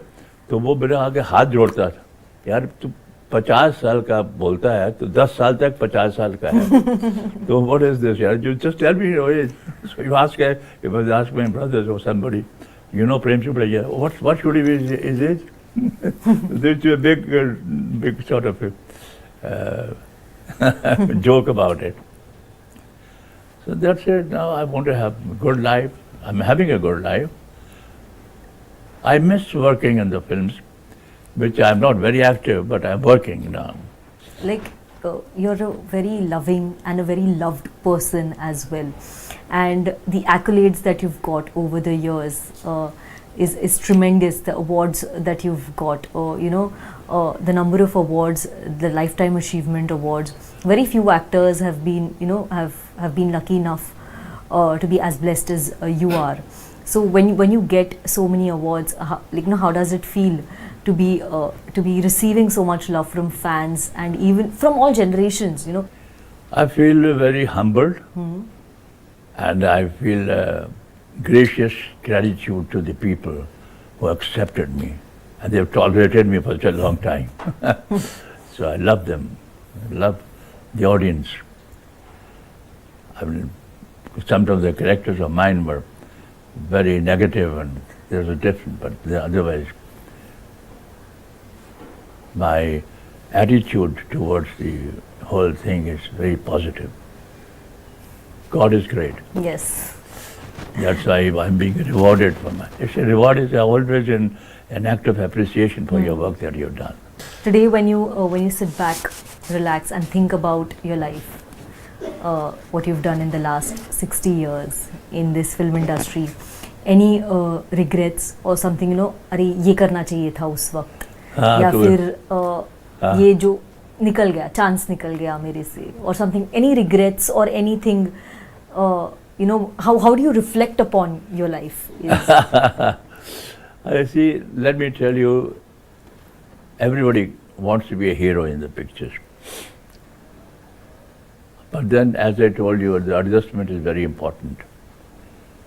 When your pictures don't succeed as a hero, you get the maximum discredit. So my films that I did as hero, they were not very successful, and I would have stopped getting work provided I would not have adjusted to the whole thing. So adjustment is very important. What keeps you going is, there are some actors I know, they were superstars, but when their downfall had come, they could not compromise with that sort of a situation. So they because they were superstars, they were kings, and they would do anything they liked. But when they became downward and they got the opportunities to prove themselves, they thought it's below their dignity to accept this character. They're not able, and also not able to adjust in that way. But there are some actors who have done it wonderfully well, like Amitabh Bachchan. He has adjusted himself to do the character roles. Yes. The superstar. He is still a superstar.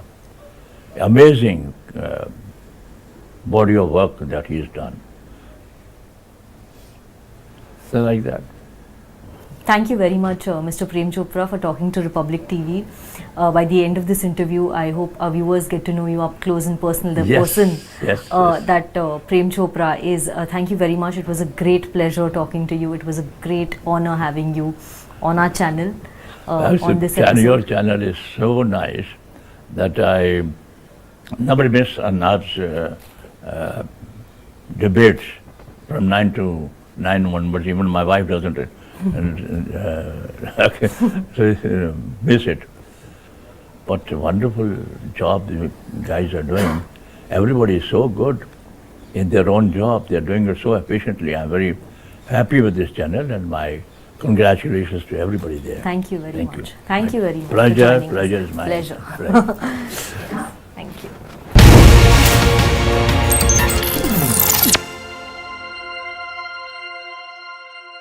In the global employability rankings by Times Higher Education UK, only the following 6 institutions from India are ranked amongst the top 230 in the world for having the most employable graduates. IIT Delhi, IISc Bangalore, IIT Bombay, IIM Ahmedabad, IIT Kharagpur and Amity University.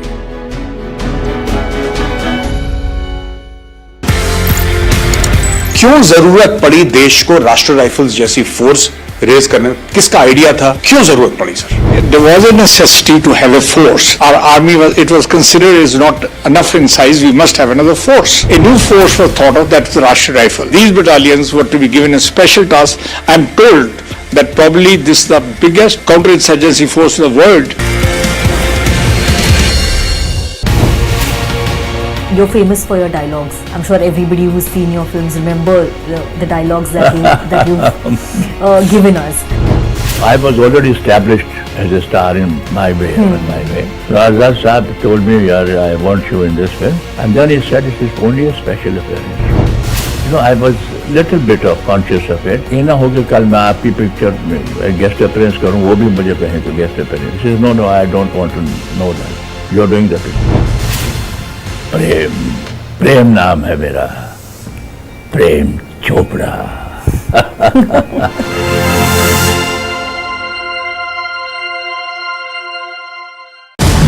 You've been attacking the BBC, you've been looking at the China angle on various things, and I thought it would be very interesting to discuss with you the China angle. First of all, Tony, just to begin by asking you, are we making too much of the China angle in everything? Every time we make an allegation about the close connection of the Congress party with the CCCP, this is denied. Then we point out that, you are really saying things which would certainly resonate with China. You undermine our Jawan and their efforts. I mean, first of all, you're making all these pro-China noises. Then why are we not having any glimpse of that much spoken about document? This is surely not a private affair between you and the CCCP.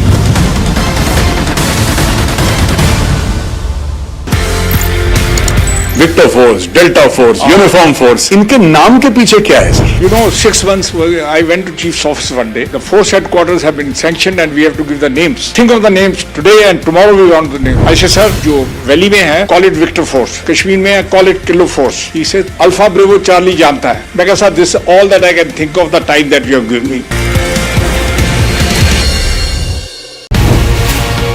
While growing up, who did you look up to? Who was your idol? Dalip Kumar. And you were fortunate enough to work with him as well. I was wanting to work with him. This was my dream to work with him. And I was very fortunate when I was offered Dastan, the first film with him. And I used to be sitting there and watching him. He was so good and a great actor, but he was a greater human being as well.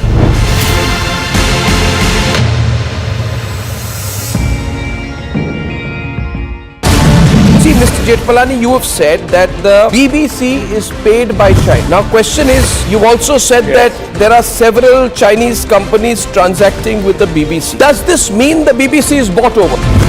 We are one of the biggest dangers to China. There was a time when the BBC had been reduced to beggary, and obviously they've gone with the begging bowl, found a very willing China who's willing to use their brand, and this brand is now peddling false narratives against enemy countries in those countries. China is now peddling falsehoods in our country.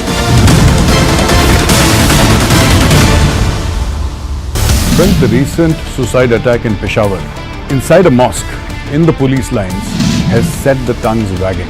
There are various conspiracy theories, and yet there is the Khyber Pakhtunkhwa police, the police of Peshawar, which has come out on the roads. They're saying that this terror act was not done by any terror organization. They say that this was done by one of our own.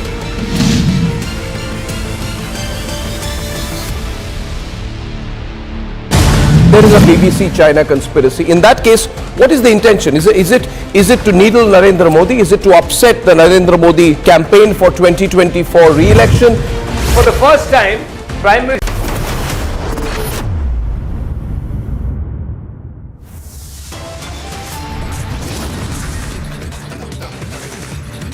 Viewers, the top headlines right now. Massive crackdown on China-linked apps. 232 apps now face a ban. 6 months after Republic's financial expose, Modi government cracks the whip against China-linked apps.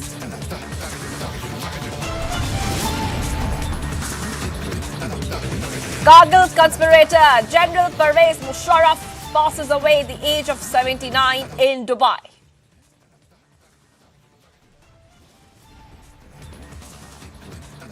He declared a full-scale war against India. Musharraf fans shed tears, eulogize his death.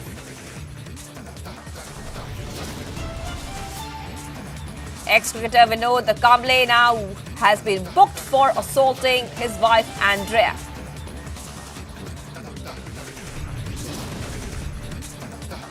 Chinese spy balloon over US shot down.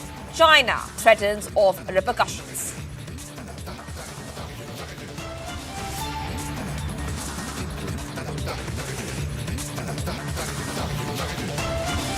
Viewers, we're live and breaking this Sunday. I'm Shivangi Shukla getting you the latest. In his first public meeting in Maharashtra's Nanded, KCR